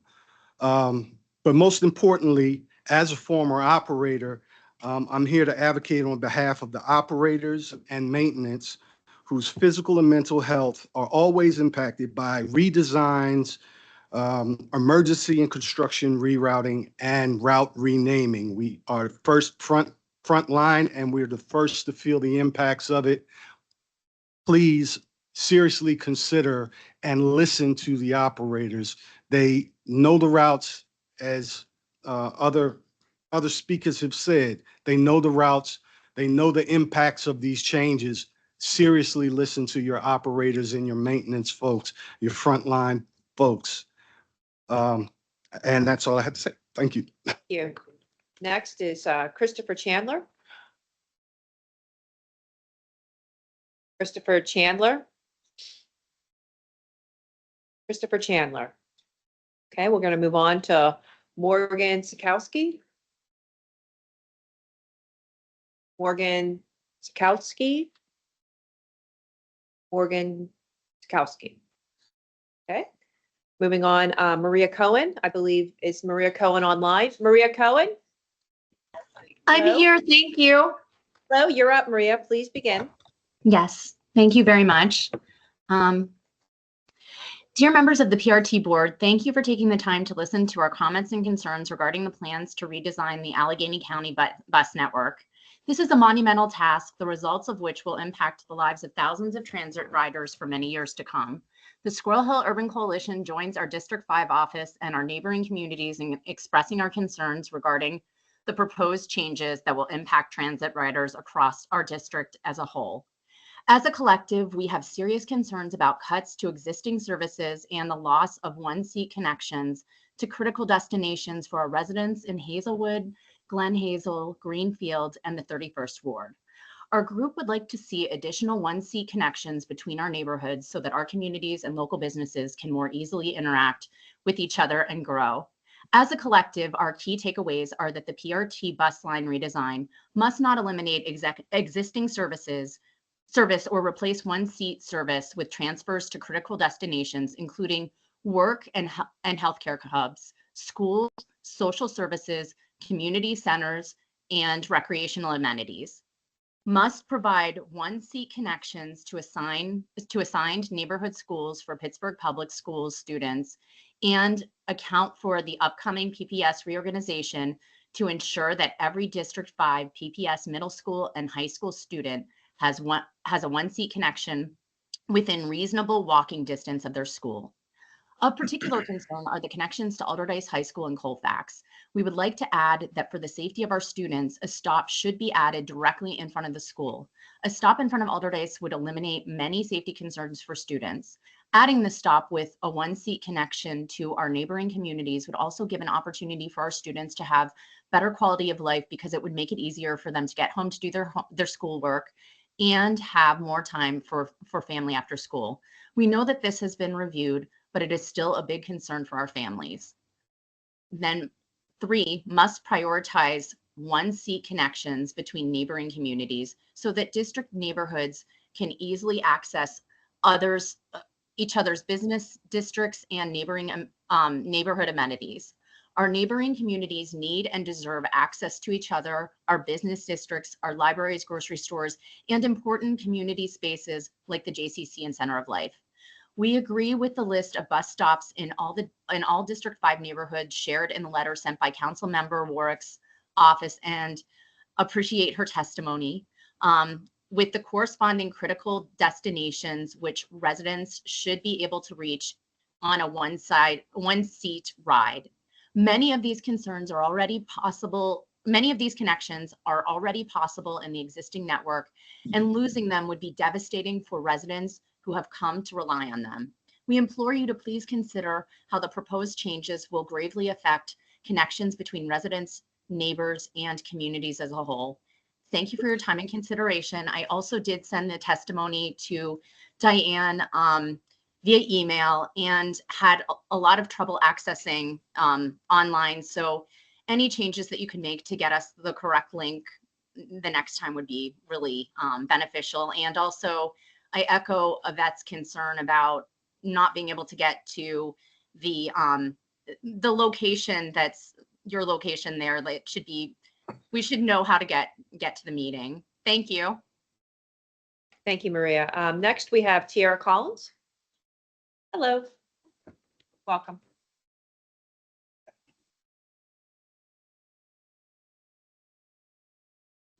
Good morning. Morning.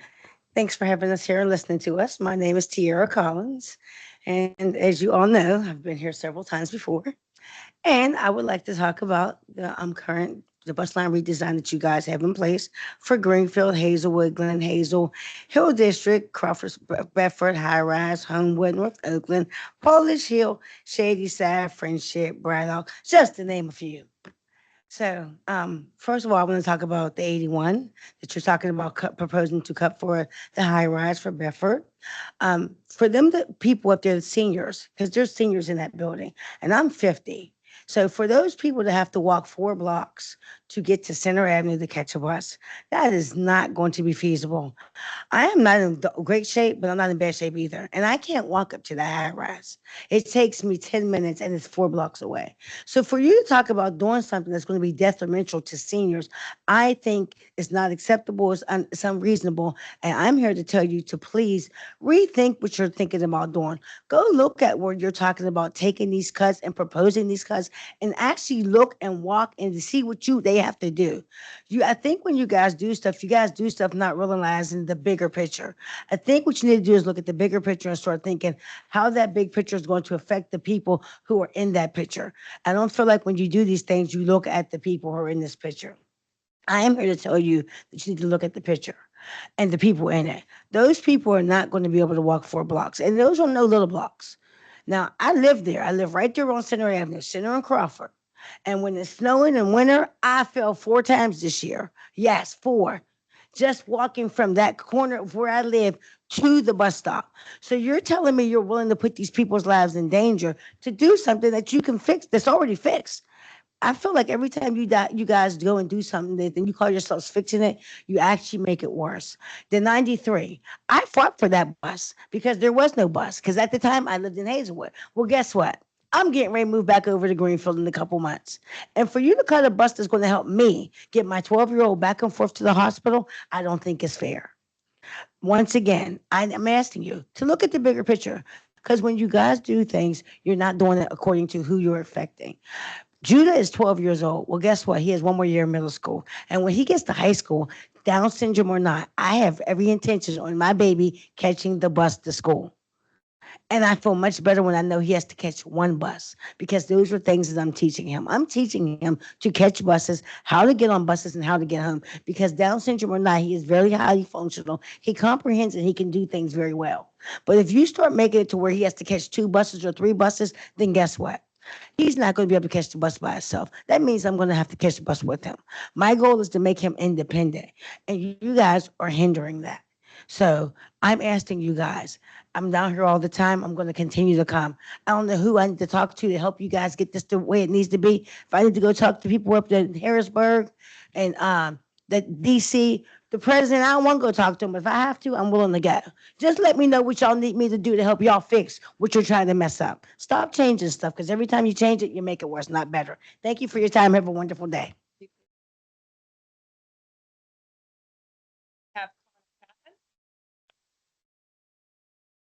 Chapman?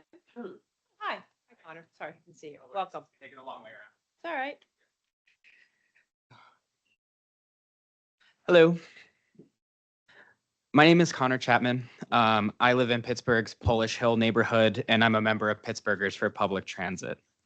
This is my first time testifying before this board, and I'm speaking up now because the bus line redesign will fundamentally impact every transit rider and worker in our county, which is, as Laura mentioned, a tremendous responsibility.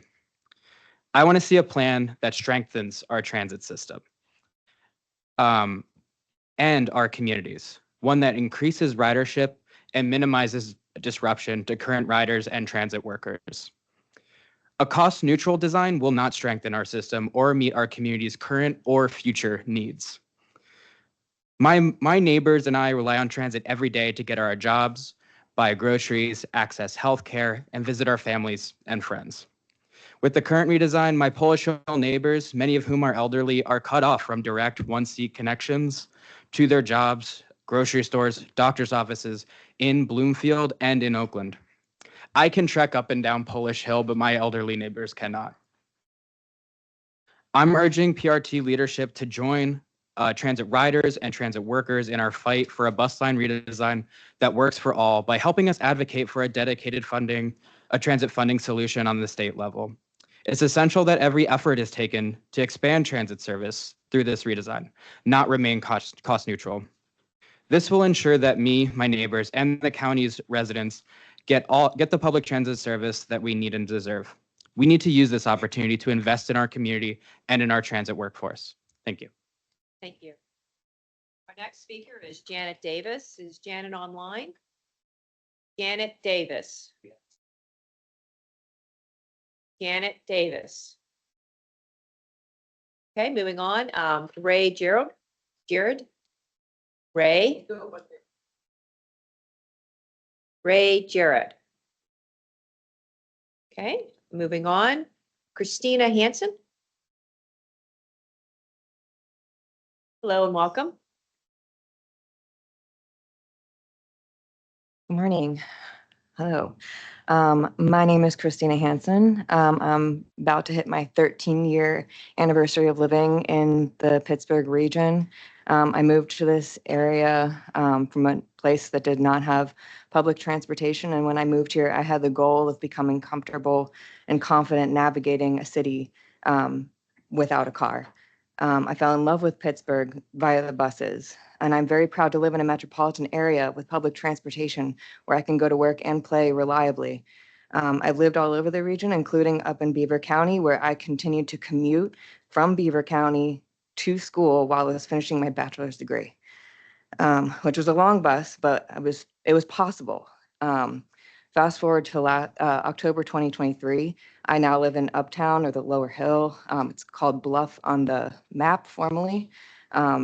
In October 2023, without very much warning, the 71A, C, and D and the 61D were all taken away from my neighborhood, which cut me off from direct access to my job, to all the grocery stores that I used. And I had alternatives to use the 67 and 69, but the 69 does not run on Sunday, and I do work on a Sunday, and service is only once every hour, and it is very challenging. And then in February of 2024, those buses would no longer pick up within my neighborhood on Forbes and Fifth. So I had to stand on Boulevard of the Allies by crossing the Duquesne footbridge, which by the way is not ADA compliant and very challenging for me, especially when it's icy, to have to stand on the side of the road with no shelter and the cars moving very fast, and buses may pass because they're on the inside lane and they have to come to a full stop on Boulevard of the Allies. And by the way, the 67 and 69 are both proposed to be discontinued with these new changes. Again, those cuts happened very quickly, which instilled a lack of trust in PRT to communicate more changes, and just shows a lack of consideration for riders, a lack of consideration for myself and my neighbors.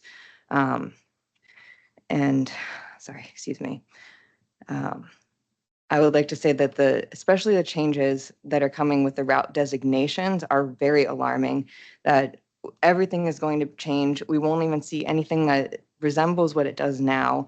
It's going to make it very challenging to just move about the city and find our connections. I have been participating in these meetings, as well as Pittsburghers for Public Transportation meetings, as well as the community events set up to discuss these changes, which I am grateful for. That I found those to be very helpful, and I will continue to go to those. But I'm seeking this information out. I am a single childless, able-bodied person with access to other means of transportation when in an emergency situation. And I am finding it very challenging. I think a previous speaker talked about how hard it is to find information on your website, which on the homepage, there is nothing about these changes. And whenever I ask for, if without a direct link to find this information, you have to scroll all the way to the bottom, go under projects and programs and scroll some more, and then you can find the proposed changes. Okay, thank you. Thank you very much. Vera Johnson? Verna, I'm sorry. I apologize. You probably, it's your whole life, huh? I'm sorry. Welcome. I wanted to say good morning to board and everyone else that's participating today. My name is Verna Johnson, and I live in East Liberty. I catch the 74 when I'm able and the 82 Lincoln. I take the 74 to get to the 82 because it's too far for me to walk now. When I was younger, I could walk it, no problem. But now it's different. The 74 and the 82 have been in my area for 57 plus years. And these two different routes are the only buses to go to work, the Giant Eagles, to college, movies, medical appointments, meet up with friends and family. So it's alarming to me to see that there's going to be changes that's going to make it very difficult for me to get somewhere when I really want to catch the bus. And there's times I want to catch it, but it can be unreliable and it doesn't connect like it should. And that's the only reason why I would even choose not to catch the bus, but I can't take the cold weather anymore either. But that doesn't mean when it's summertime that I won't catch it. But if it's not there, I can't catch something that's not there. Or if it's many hours before I can catch it, like if I have to wait an hour or 2 hours or an hour and a half or something like that, what good is the bus? You know, I want to be where I'm going at a certain time because I have appointments and things. So it's just disheartening to see that the changes don't really include someone that really rides the bus every day. Now, I don't want to insult the board, but do you ride the bus every day? Do you have to ride it? Do you know people that ride it? Because if you knew them and talked to them, they would say the same thing we're saying, that it's just a change, this horrendous, and it'll make things difficult. It'll cause confusion. It'll cause, some of the changes are devastating to the public. And I just wanted to give a little story that when I was in 7th grade, I had to catch the 88 Frankstown to meet with the 74 in Homewood and Frankstown. Now, there were 3 of us. Well, let's see. Yeah, altogether was 4 of us. So anyways, what happened is that we needed that to get to school. So if the buses were so reliable then, the buses connected. So you could know when you were going to get somewhere. You could know if I stood here, the bus is going to come at this time. The other bus I connect with, it's going to be on the schedule and come at the time. I know that PRT has had many changes and many problems and different things because of 2020 and hiring people to work as drivers. So I understand the problems, some of the problems that you have. And I'm aware of that, but the public depends on you to keep us going where we need to go, where we have to go, where we want to go. So I just want to thank you very much. Thank you. You're welcome. John McNulty, you're ready to go. Welcome.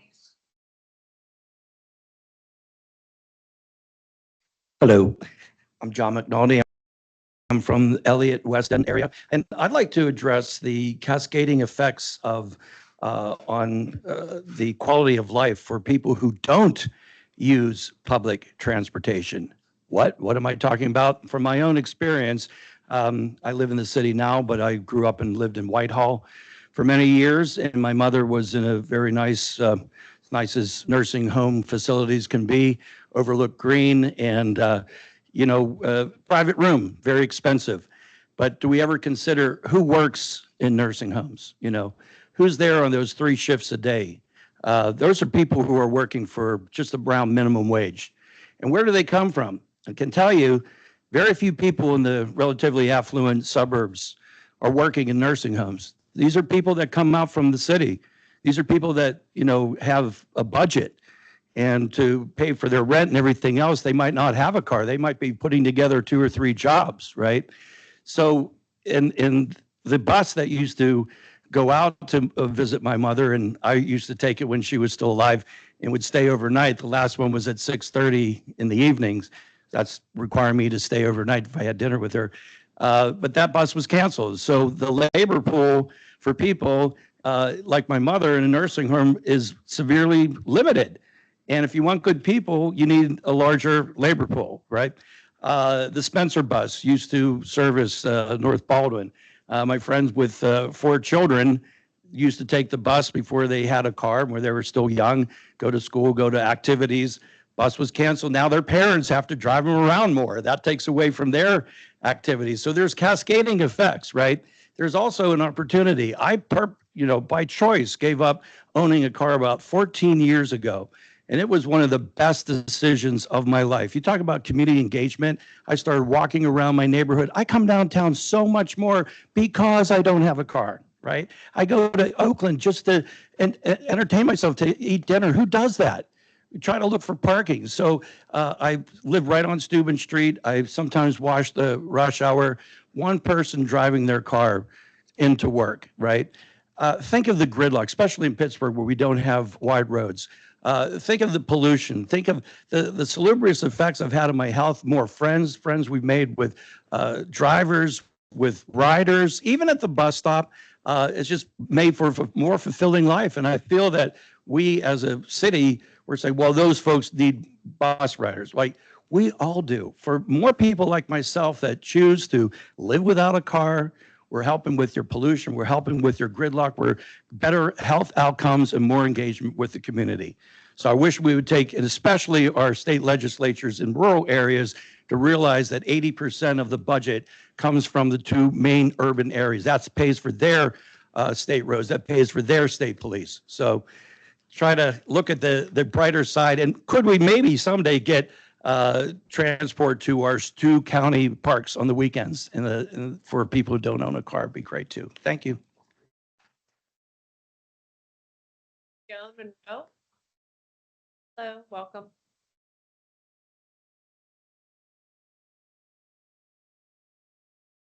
Hi, I'm Joan Monroe, and I'm from Trafford. And before I get into Trafford, I'd just like to acknowledge all the amazing things I've heard today and how important public transportation is to this community. It's just unbelievable. It makes me almost want to cry what people are begging for. So I'm just going to focus on Trafford. But Trafford needs this bus. According to the redesign plan, that bus will no longer terminate in Trafford. It will end at Haymaker Village, which I will get into. So Trafford is a walkable community. The older part of Trafford is a beautiful walkable community. We have a senior residence, it's called the Trafford Manor, located near the bus stop. Many residents in Trafford, in that older part of Trafford, don't drive, and they do need public transportation. For some people, owning a car is cost prohibitive. Residents take the bus to and from educational institutions, Pitt, Carnegie Mellon, Duquesne University. The bus stops at Forbes Hospital, which has been a relatively recent addition. The bus also stops at Haymaker Village Shopping Center, where we have the closest grocery store, pharmacy, and dollar store. Ironically, the new proposed route will terminate at Haymaker Village and no longer come into Trafford. There is no grocery store. Probably the closest one I know, Senator Brewster knows, it's in Monroeville or Irwin. It's just not going to work. The bus provides transportation to the neighboring communities for shopping and medical appointments. Trafford has a commerce center, which has several businesses located inside, and there's a bus stop there. Trafford is in both Allegheny and Westmoreland County. But Westmoreland County has never served Trafford with public transportation. Trafford has had a bus or a streetcar for decades. And I have contacted the people from Westmoreland County, haven't heard back from them. But so because Westmoreland County never served the Trafford, and part of Trafford is in Allegheny County, we all gravitate towards Pittsburgh. That's where our medical services are. That's where our family and friends are. That's where community events are. So we all know that you get better services in Allegheny County than you do in Westmoreland County. And if the main reason for eliminating the Trafford bus is low ridership, I think you'll be doing a great disservice to the Trafford community. Those who ride the bus need it and they depend on it. So I'm asking that you reconsider the proposal to eliminate the Trafford route. And last, I'd like to just say, I heard people talk, I wonder if the consultants actually met with people and said, hey, let's walk to that bus stop, the senior citizen, let's walk to that bus stop and see what that feels like. I'm very physically fit for my age and I can climb those hills all over Pennsylvania. But most people at my age cannot do that. They just can't. So thank you for your time. Thank you.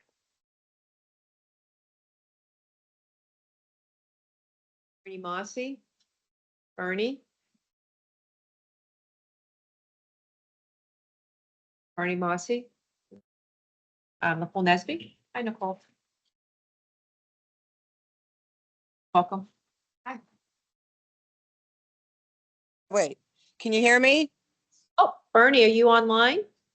I think I am. Wait, it Okay, I'm says sorry. I allow had you, Nicole, if you don't, do you mind just for it? You can sit there. Okay, sorry. I had you notified, Okay, noticed in person. wait. What do I say while using this app only this time? Like while using this app. Okay, whatever. Okay, you am can I? Bernie, you can begin. Thank you. Oh, okay, I see my face. I'm totally caught off guard. That threw me off. The redesign, some of it I think is working. I gave up on Access. I mean, I still qualify to use Access. It's too expensive. Sitting on there too long. So I've really, and they tell you they want us to use the buses. Here's the issue with the buses being in a mobility device. Not all mobility devices are like our great grandmothers where it was one size squeeze all. Um, they're made to help us be independent. But then we're in a catch-22 because the ramps on the buses are catching our equipment. When you guys put the doors up, depending on what model also, I actually wish the app told us which model, which age bus, because the newer big blue ones are a little bit easier to get on. Anyway, the ramps have severely damaged my tires and the whole entire framework because I get wedged trying to turn because the door that protects our drivers, we get stuck in there. And then some of them, I call it a coffee can. There's a coffee can down to my right as I'm getting off or on my left when I'm getting on to turn. It's whatever's in there. It looks like a coffee can attached to the actual bus. Some of the ramps themselves is just particle board. I don't know if that was their way of repairing them. Some of them, the tires get caught in them. There's just no consistency on the obvious repair work that's been done on the ramps. Okay, beyond that, I'm sorry, but the college students of Pittsburgh, Pennsylvania are rude. I go to the JCC in Squirrel Hill, and they seem to drop out of the cracks of the sidewalk. I'll pass a bus up and think, okay, there'll be room on this one, because I don't like putting the bus drivers in that position of trying to tell these people to get up. But I've had to pass up 2 to 3 buses because either the driver or people just look at me and they don't care. I know this is all about the redesign. The buses are more frequent out to Squirrel Hill. I've had to take buses from Squirrel Hill down to East Liberty. That was okay. I do think your short 61D is useful to get those college minions loaded on there. But for the rest of us that are left behind, that have to go all the way into town, it's not working. It doesn't work. Bernie, I am very, what? so that's your time. So thank you very much for your comment. Okay. Thank you. Our next speaker is Nicole Nesby. Hi, Nicole. Hi, good morning. Thank you. Good morning, everyone. My name is Mayor Nicole Nesby, and I'm a board member for Pittsburghers for Public Transit and a longtime resident of the city of Duquesne, where I served the community and the Mon Valley from 2018 to 2022. During my tenure as mayor, we had many of my constituents either lost jobs or had to quit their jobs due to the lack of transportation from the city of Pittsburgh back into the Mon Valley. They could not catch the 61C, or the 61C did not connect for them to have a safe environment to walk home in those areas. There was also connectivity issues in the Mon Valley as well, with the lack of frequency of the bus lines. Each time we seem to do the redesigns, we don't include that area. There are buses over in the city of McKeesport, but they do not go up on the hill. There are people over in West Mifflin who literally have to walk a mile or two just to get a bus. And then we have Moreauville in some areas where Cambridge Square's public transportation doesn't even run there. You know, if you're going to say that the goals of PRT is to improve quality service and reliability by streamlining routes, making routes more direct, and improving on-time performance, I think that you should most start with the reliable riders, riders who are low income, riders who are elderly, riders who have disabilities, our youth, Black and brown transit riders.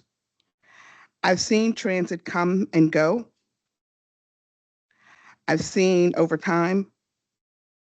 And when transit service leaves, when morning services start later and night services end earlier, that can have a disabling effect on people who depend on buses to not just find employment, but to keep that job as well. Yesterday, I actually spoke with an individual who told me she is spending $55 a day going to her job from the city of Duquesne to Moreauville because there are no buses in order for her to get there. And the time frame that she has to be to work, that is absurd. If you look at that, she's paying nearly $1,000 for transportation. So I think that needs to be taken into consideration. I'm asking PRT to design with us to ensure that riders are hanging on, for riders that are hanging on to their bus line, not to lose their bus lines, which is very important to them. As we continue to look at the next phases of the redesign, it would be nice if the board members would actually take a ride on the bus and actually see what your riders are dealing with, see what the connectivity problems are, or maybe perhaps even connect with some of the nonprofit organizations that are already doing the work. Because again, a lot of people out in my area don't even know that these changes are even coming through. They don't show up at the meetings that you guys have in our areas because they don't know about it. So sometimes I do think that when you're doing this community outreach, that you should really talk to the people that are impacted the most. Thank you and have a good day.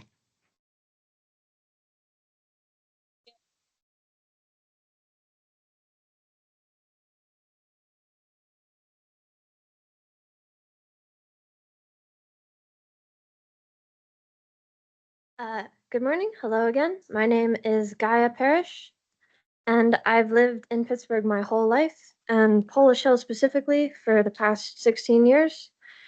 I rely on our buses to get around, mostly the 54 and 77, which give me direct service to things like my job, several grocery stores, medical care, etc.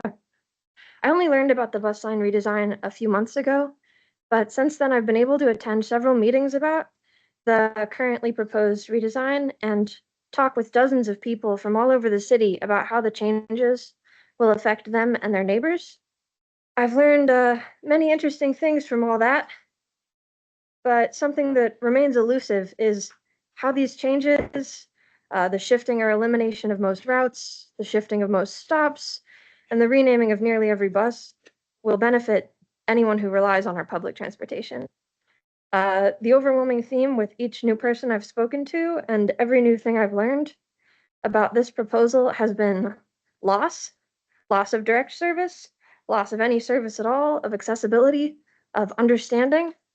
Many of our current bus routes function as load-bearing supports in the lives of riders, and there are plenty of things to work on within our current system that could really benefit from a more focused, considerate approach, as opposed to the 1.0 draft of this redesign, which comes across as carelessly made and a poor match for our city.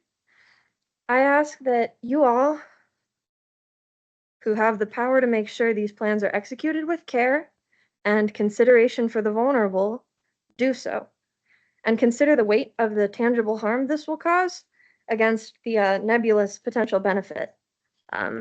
Thank you for your time and for all your hard work. God bless.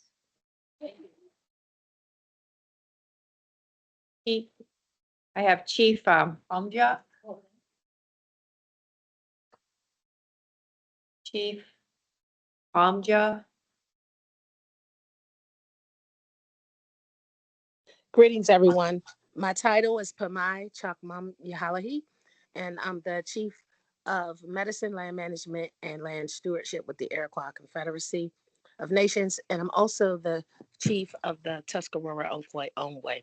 I work with a lot of nonprofit organizations that are really focused on helping create a transit that is just and equitable for all, that actually assists in the process of utilizing the voices of the people to make decisions on these changes so that they will not be adversely affected. I think that this is a great time and an opportunity to continue in the process of open forum discussions with the those who will be affected. And there's going to be changes that are going to affect senior populations, that are going to affect youth populations. I know one bus in particular that goes to Alderdice School. My offspring attended Alderdice School, and I know relied on that bus. The 74 or the 64, I'm not really sure of the number, that it goes to from the VA, OVA hospital, and it goes into Squirrel Hill and into East Liberty. So I know that they're going to change that. I also know that the Clareton area, which has terrible bus services already, is going to have some changes too as well. It's already a food desert out there. It's already an environmentally distressed community, and there are a lot of youth that have problems with transporting themselves to work and find work where they can fit it into the bus schedules already. So I just think that it's an opportunity to actually have some real in-depth and dive deeply into conversations with these people who would be adversely affected, and get the input of the people who are actually riding your transit system, right? And so I just hope that you will consider that. And a lot of these organizations that are here are able to connect you with the right people to have these in-depth conversations. And I hope that you would take advantage of that opportunity. Thank you, and I yield. Thank you. Thomas Quinn. Thomas Quinn. Hello. Hello. Hello. Welcome. Hi, everyone. I am Thomas Quinn. I am from Ambridge, and I am here today because I'm going to offer a critique of the bus line redesign, because it affects me here in Beaver County as well. So without further ado, so I offered a criticism of the because there is a lack of buses in evening for people that go to work from Beaver and Allegheny counties on the 14 route. As a story that I have, a couple years ago, I worked at the Burger King in Avalon and ended up having to wait for the bus for 2 hours after there was a bus that was supposed to be coming out after my shift was over. And so, with that in mind, I think that the increasing reliability of our bus service should come first priority to actually changing the bus services. And that is my time. Thank you. Kayla Rollins? Kayla Rollins? Kayla Rollins. Okay, we're gonna move on. Tavion Smith? Tavion Smith? Tavion Smith? Karen Smith? Hi, Karen. Can we help with the chair? Oh, Laura, look at her. Thank you. Very, thanks, Mike. Hi, Karen. Hi.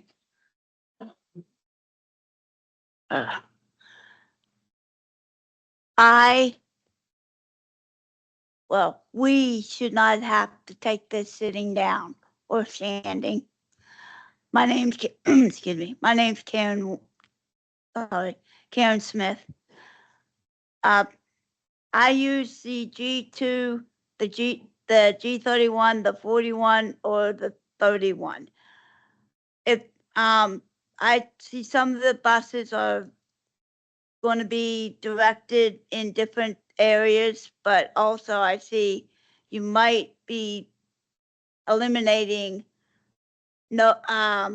Washington Pike, a certain stretch of Washington Pike, where it's going to leave a whole stretch of bus stops without any buses. And there are people in those apartments up near there that use those bus shelters that are up that way. And also the time frame that you have, like from 40 to 60 minutes on some nights late at night. In wintertime, that's not a good idea as well. Because you got your disabled people in these chairs. Some of the chairs are not to be out that late in weather, because the batteries can freeze and diminish operation with the batteries. And also, you should have been thinking about you're going to have more issues with confusion on the people that don't really know what's going on.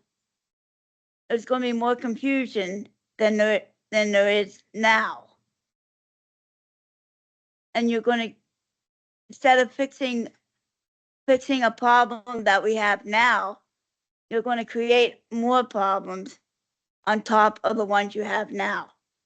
So you should have been fixing the problems now that we have, instead of creating more that's going to probably pop up with this new design, because you got your N33 replacing the 31, and then you got another N37 replacing another, and then you got a D replacing G2. You got how many, and are they going to all connect? And are they going to be all connecting in one area? Or are they going to be spread out into different areas? But how many buses are going to go into one area and go into all the way into another area? I mean, I've seen the maps and I was looking several areas. You got how many buses? I mean, you got your 61 that goes in one area, and then you got your 71 that goes in another. But you got several. I mean, you got to find out exactly what buses are going to go where and where they need to be.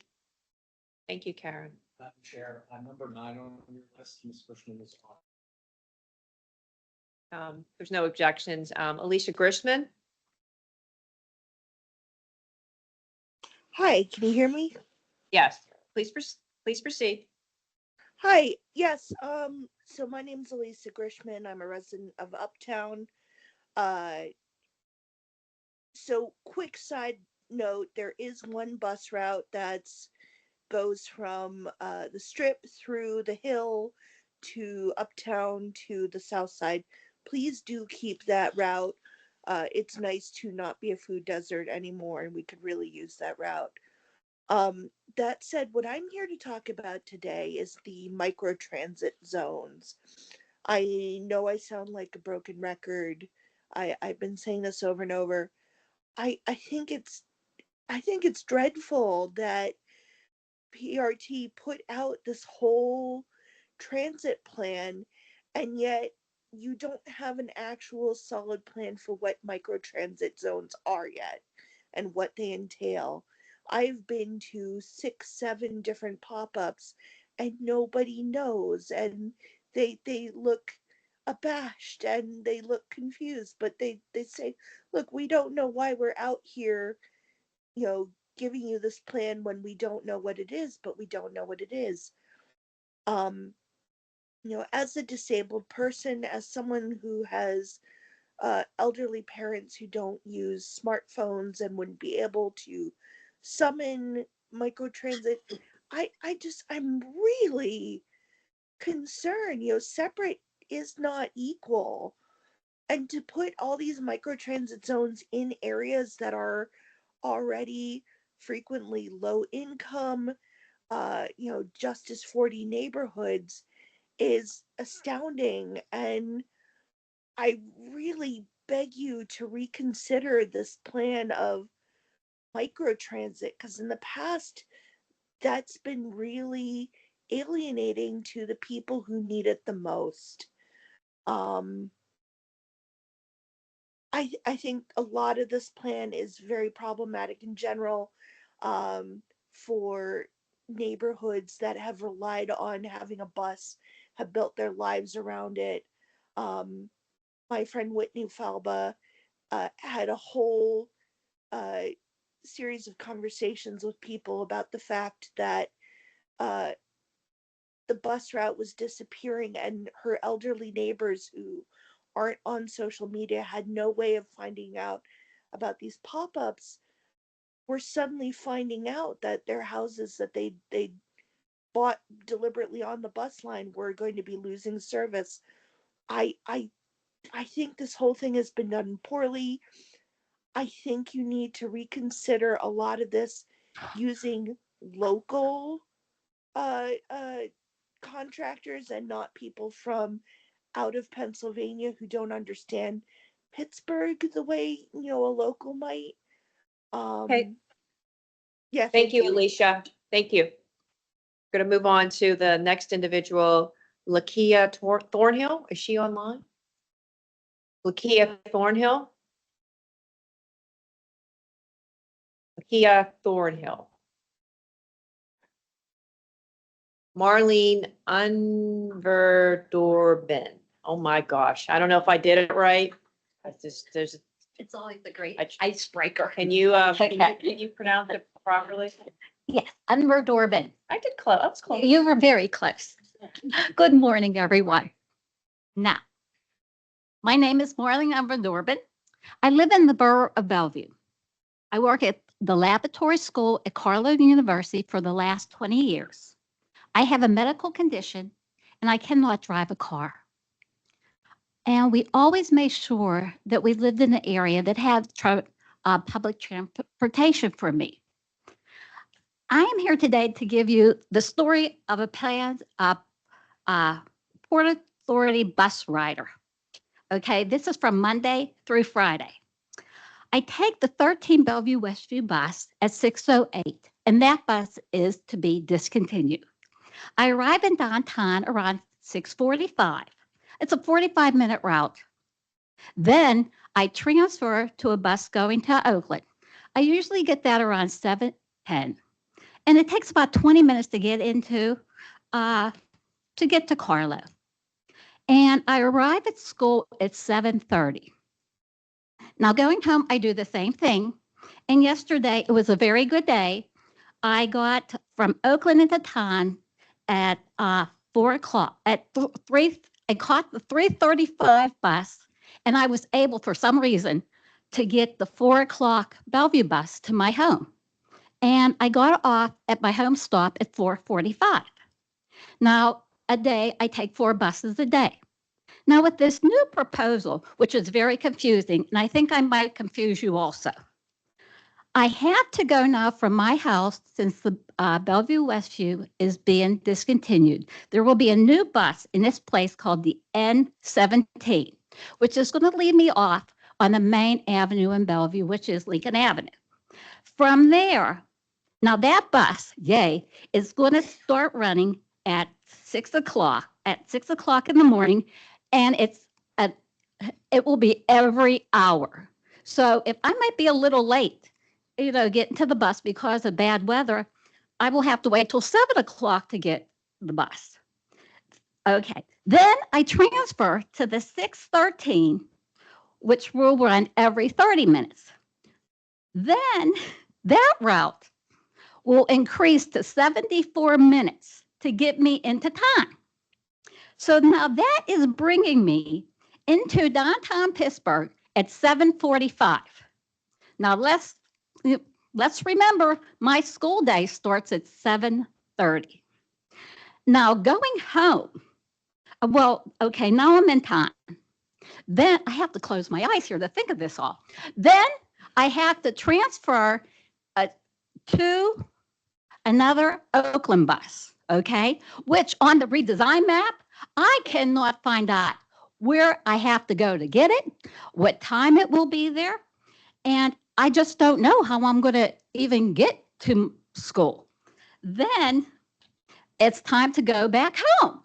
Okay. But the thing that is really annoying is once I get into Borough of Bellevue, I will have to wait another hour. So if I get to the Bellevue at 5 o'clock and I miss that one, I'm going to have to stand around and wait till 6 o'clock. And there's nowhere to go, let me tell you. I'm going to be there all by myself. But the real thing that is really, really has me is the fact that who on the board or anybody in this room, right now I take 4 buses. With this redesign, I'm up to 6 buses a day. Also, it really is, the sad part about this is for me and other people speaking to you today is I am really looking at the fact that I might have to give up my job that I had for 20 years and I will be unemployed just because of these changes. Please, please really look at, maybe redesigning this somehow that people who work and want to contribute to society can have that opportunity. Thank you. Linda? Oh, hi, Linda. Welcome. I guess, yeah, my name's next on the list. Yes, Linda. Hi, yeah, so where do I, Right there. I'm Linda Van Buren, and I'm from West End, Elliott. I'm a resident who can't relocate because I own my own home outright and I want to keep living there. I don't want to change my schedule either. My main routes I depend on are the 27 and 29. If these routes are eliminated or merged with other routes, it will seriously affect my life. I will no longer be able to do laundry at Craft and Ingram Shopping Center because it will be too difficult, as I will have to either walk to Chartiers to catch 26 to the shopping center, hauling my laundry up and down hills, or I will have to take another bus that doesn't go to the shopping center and walk several blocks with my laundry and groceries when I'm not near home, but when I'm in that area. I'm concerned that coming home from the shopping center will be extremely difficult as it won't stop near my home, and that going downtown, I will have to walk several blocks to catch my bus. My other concern is the distance between the initial bus and the other ones I need to take. I also have other activities I use buses to and from, and most of these activities take place in the evenings and weekends, including weekend evenings. I need buses in the evenings and weekends and worries these services will be cut drastically. These are the times I need buses most. I need to be able to connect with the Strip District buses as well as the ones at the South Side in Oakland. I also need to go to the East End Food Co-op, and it looks like all the buses going there may be eliminated, the 67 and 69, that is. I mean, the 71C goes there, but then you have to make your transfer in Oakland, and that makes it much more difficult when you have groceries with you. I specifically need these buses to go downtown and bring me home. I forgot to mention also that I go to LA Fitness on the south side in the 75. I don't know if that's going to be eliminated or not, but that's the only bus that goes there. There are no buses that go downtown from that part of the south side at all. You have to transfer in Oakland already. And if they eliminate that, then I'm going to have to walk several blocks to catch the 51C, which seems to be the only bus that seems to be consistent, even if they rename it. And that's several blocks from there. That's from 27th Street to 18th. That's a lot of walking. But anyway, I represent many people who need several buses and need to carry bags and luggage on those buses. Thanks for your consideration of a concerned Pittsburgher. I guess that's about all I have to say. Thank you, Linda. Yeah. Thank you. Bishik with this van, I messed this up. Yeah, it's right now. Catherine, can you, because I'm gonna. Abhishek. Abhishek? Abhishek, are you online?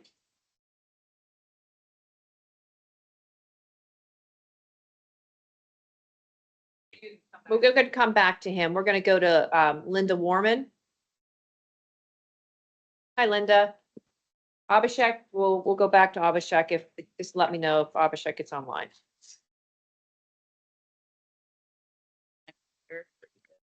I'm good. Okay. Hi, Linda. Hello.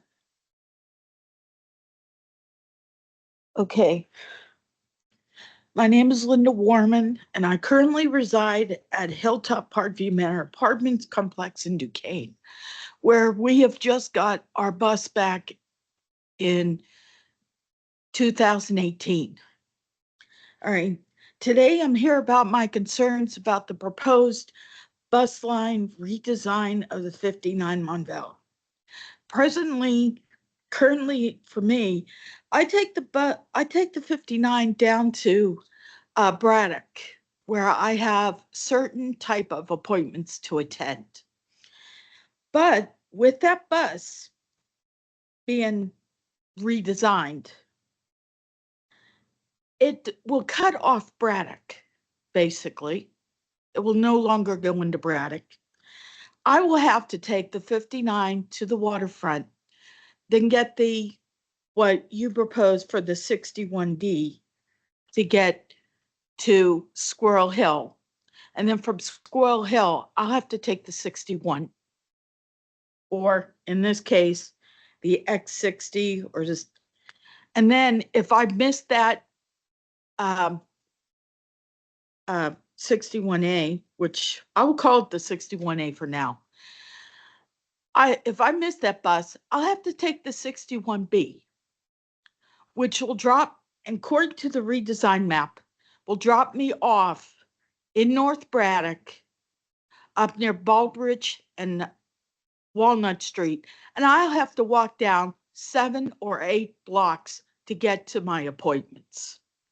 in the wintertime, it's not a very good thing to do because there's broken or non-existent sidewalks, and the snow removal in North Braddock is not that good either. All right. Now, for me, having mobility issues, that is difficult beyond description because I don't know what to say. Now, as for the 59 being rerouted into the waterfront, which I will, and you call it the N59, the stops that are situated, you're like taking it behind Giant Eagle, okay? And where you're bringing it, where it ends at and where it's bringing it out at, there is a section of parking right there along with the cart return station. And that's in between Target and Giant Eagle. That is not good. There is no way to get anybody, even with a motorized wheelchair, to get up onto the bus. And you can't even let the ramp down in that area either. So now I'm asking, why do you think this bus redesign thing would make it easier for the riders, for us riders? Okay. I'm suggesting right now is that everyone of the board, including the CEO and the planning team and the research team, to actually get on these buses as they are just proposed for the redesign and actually see where they go. Just do it, because we are actually, it is going to harm more than it helps. Thank you. Thank you, Linda. Is Abhishek online? Yes, I'm here. Hello, Abhishek. You may begin. Thank you for waiting. My name is Dr. Abhishek Vishwanathan, and I'm a data science professor at Chatham University, as well as an active member of the Pittsburghers for Public Transit. I'm on the research subcommittee as well. I spend my days teaching statistics and data analysis, researching the social and environmental impacts of different policies, and analyzing transit data. And so I'm deeply invested in ensuring that this bus line redesign is something that works for all transit riders. And by all, I mean every single person who depends on public transit, whether you're catching the first bus out of Hazelwood, commuting to McKeesport late at night from downtown, or traveling from Southside to the North Shore, your voice matters. So this draft network will impact tens of thousands of people across our region. And some communities might gain access to some new services, but I think far too many risk losing this transit lifeline that they already have. And I think it's important that PRT gets this right. A bus line redesign that truly works for all must definitely do three things. It needs to increase ridership while minimizing disruption to current riders. It needs to make essential destinations like food, healthcare, schools, and jobs more accessible through faster and more reliable transit. Also direct trips. And it needs to prioritize service to low-income communities, older adults, people with disabilities, youth, and Black and brown riders. These are the people who have been shown to use transit the most and rely on transit a lot, and they deserve a system that meets their needs. Unfortunately, as it currently stands, PRT's proposal, I think, falls short in several key areas. At our research committee, we have developed tools to better understand the impact of this redesign, the potential impacts, and frankly, the resources that PRT has provided have been grossly insufficient. We, as the research committee, have compiled a list of the most impacted communities that will see very significant changes, and many people in these communities don't even know that these routes are going to be changed or that they are going to be affected within the year. One of the tools that we created, a commute time calculator, is something that PRT should have developed and shared with the public long ago when they released this draft network 1.0. At one of the meetings that I attended in Hazelwood, they mentioned that we would look into providing something like that in the future.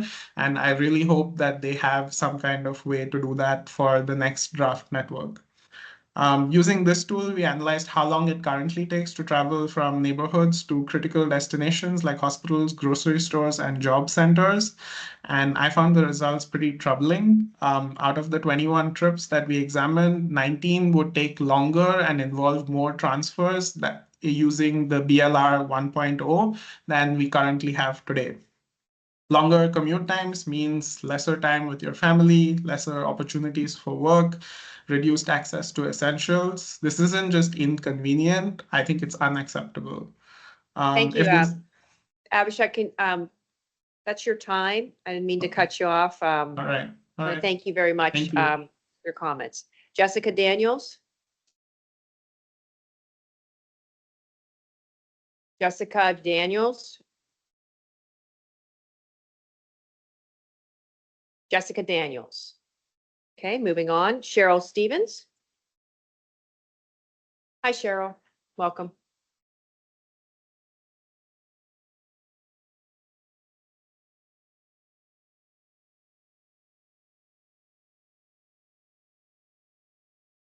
Okay, I'm ready. Good morning. My name is Cheryl Stevens. I'm the Community Organizing Manager for Pittsburghers for Public Transit. When the bus line redesign was first announced, I would say I was cautiously optimistic. I had heard from some of my friends in Philadelphia about communication issues between riders and SEPTA around public engagement, which made me very nervous. And while I don't want to make false comparisons between, a network as vast as SEPTA and a ridership that's larger and varied than ours, I know that universally, if transit agencies do not focus on the riders they currently have and are chasing riders that have other options for transportation, that generally leads to not so great project outcomes. And I want to fully acknowledge that the bus line redesign is an enormous undertaking for a transit agency. And I want to thank the teams that have been involved in the work that they've done so far to prepare and present and collect feedback from transit riders over several months. And I do see some exciting connections to destinations that residents in Larimer and the Hill District may now have, but we also want to make sure that the connections that they rely on right now are maintained. So that's really important. And as I'm beginning to share, information with bus riders around the interactive maps, I do really worry about whether or not folks who have internet access or internet literacy, I'm worried that they're being left behind. Even when I use the website personally, I've gotten confused a couple of times trying to interpret the maps and make comparisons between the proposed routes and the current routes. It's very, very difficult. And it requires, I find, prior knowledge on what to look for in order for riders to really try to understand what the changes would mean for their current travels. I spoke to a woman who lives in McKees Rocks named Cindy, who is very worried about losing her direct connection to downtown via the 22 McCoy. And she's also very concerned that the residents who live in the low income housing at Pleasant Ridge and Ohio View Towers in McKees Rocks will no longer have access to an accessible stop due to the new routing of what will be the N22. So while I'm very grateful for all the work that has been done, I still feel that there needs to be extended time. And I would like to request an extension of the engagement period, at least to the end of the month, and for PRT to really make use of that extra time to be creative and proactive in reaching out to riders, especially low-income riders who don't have access to the internet, who don't know where to go for the websites, who are not used to looking at maps like these ones. And to use that time to really reach out and to listen to them because this is their service too. Thank you, sure. Not least, Tom Conroy. Not least, Tom. Welcome. I know, you've been looking at me the whole time. I've been waiting. Welcome, Tom. Or good afternoon. Yeah, it is good afternoon. Yeah. Hello, my name is Tom Conroy. I'm a retired PRT bus operator. I had 19 years in a Collier. I'm a longtime member of Pittsburgh's for Public Transit and a retired union member of Local 85. I have reviewed bus line redesign proposals and have spent weeks speaking with current and retired operators about it. I was surprised and disappointed at the sheer magnitude of these changes. I'm also shocked at how many currently employed operators have no idea what's in this proposal, and the ones who do have an inkling are worried about what it will mean for them and the riders they have gotten to know over years of driving these routes. I look at this proposal through two different lenses. One is that of a rider who depends on these routes for all their daily needs, and the other is of a bus operator who delivers the service to them. In some instances, the proposed changes I saw make sense and some even seem to be going back to routes we used to drive, and I applaud that. But the positive changes are overshadowed by all the communities that will lose transit access. Hankey Farms has no access. Allendale Housing Complex will lose quick and easy access to Kraft and Ingram Shopping Center. North Baldwin service is being eliminated, to name just a few that are troubling to me. The drivers know these riders. They see them every day. They see what they have to lose when they lose their transportation to hospitals, grocery stores, and some even to their workplaces. I'm also very concerned for the drivers' working conditions. This is a physically and mentally demanding job. You're seated for hours at a time and you're dealing with traffic, pedestrians, and distractions all around you. Drivers deserve a pause to stretch their bodies and clear their minds for the next trip. They deserve safe and clean places to take a restroom break. I don't feel this plan takes into account their working conditions. I'd like to remind you of the Transit Development Plan of 2009. The plan was created and then funding was cut. A lot of people were left stranded. Harmer Garage closed, workers were laid off. There was resentment and anger among the employees, confusion and mistrust from the public, and lots of bad publicity for this company. We cannot risk having this happen again. The bus line redesign will not work without funding, and people will not rally and stand up for a system that doesn't work for them. There is much at stake for public transit in the upcoming state budget.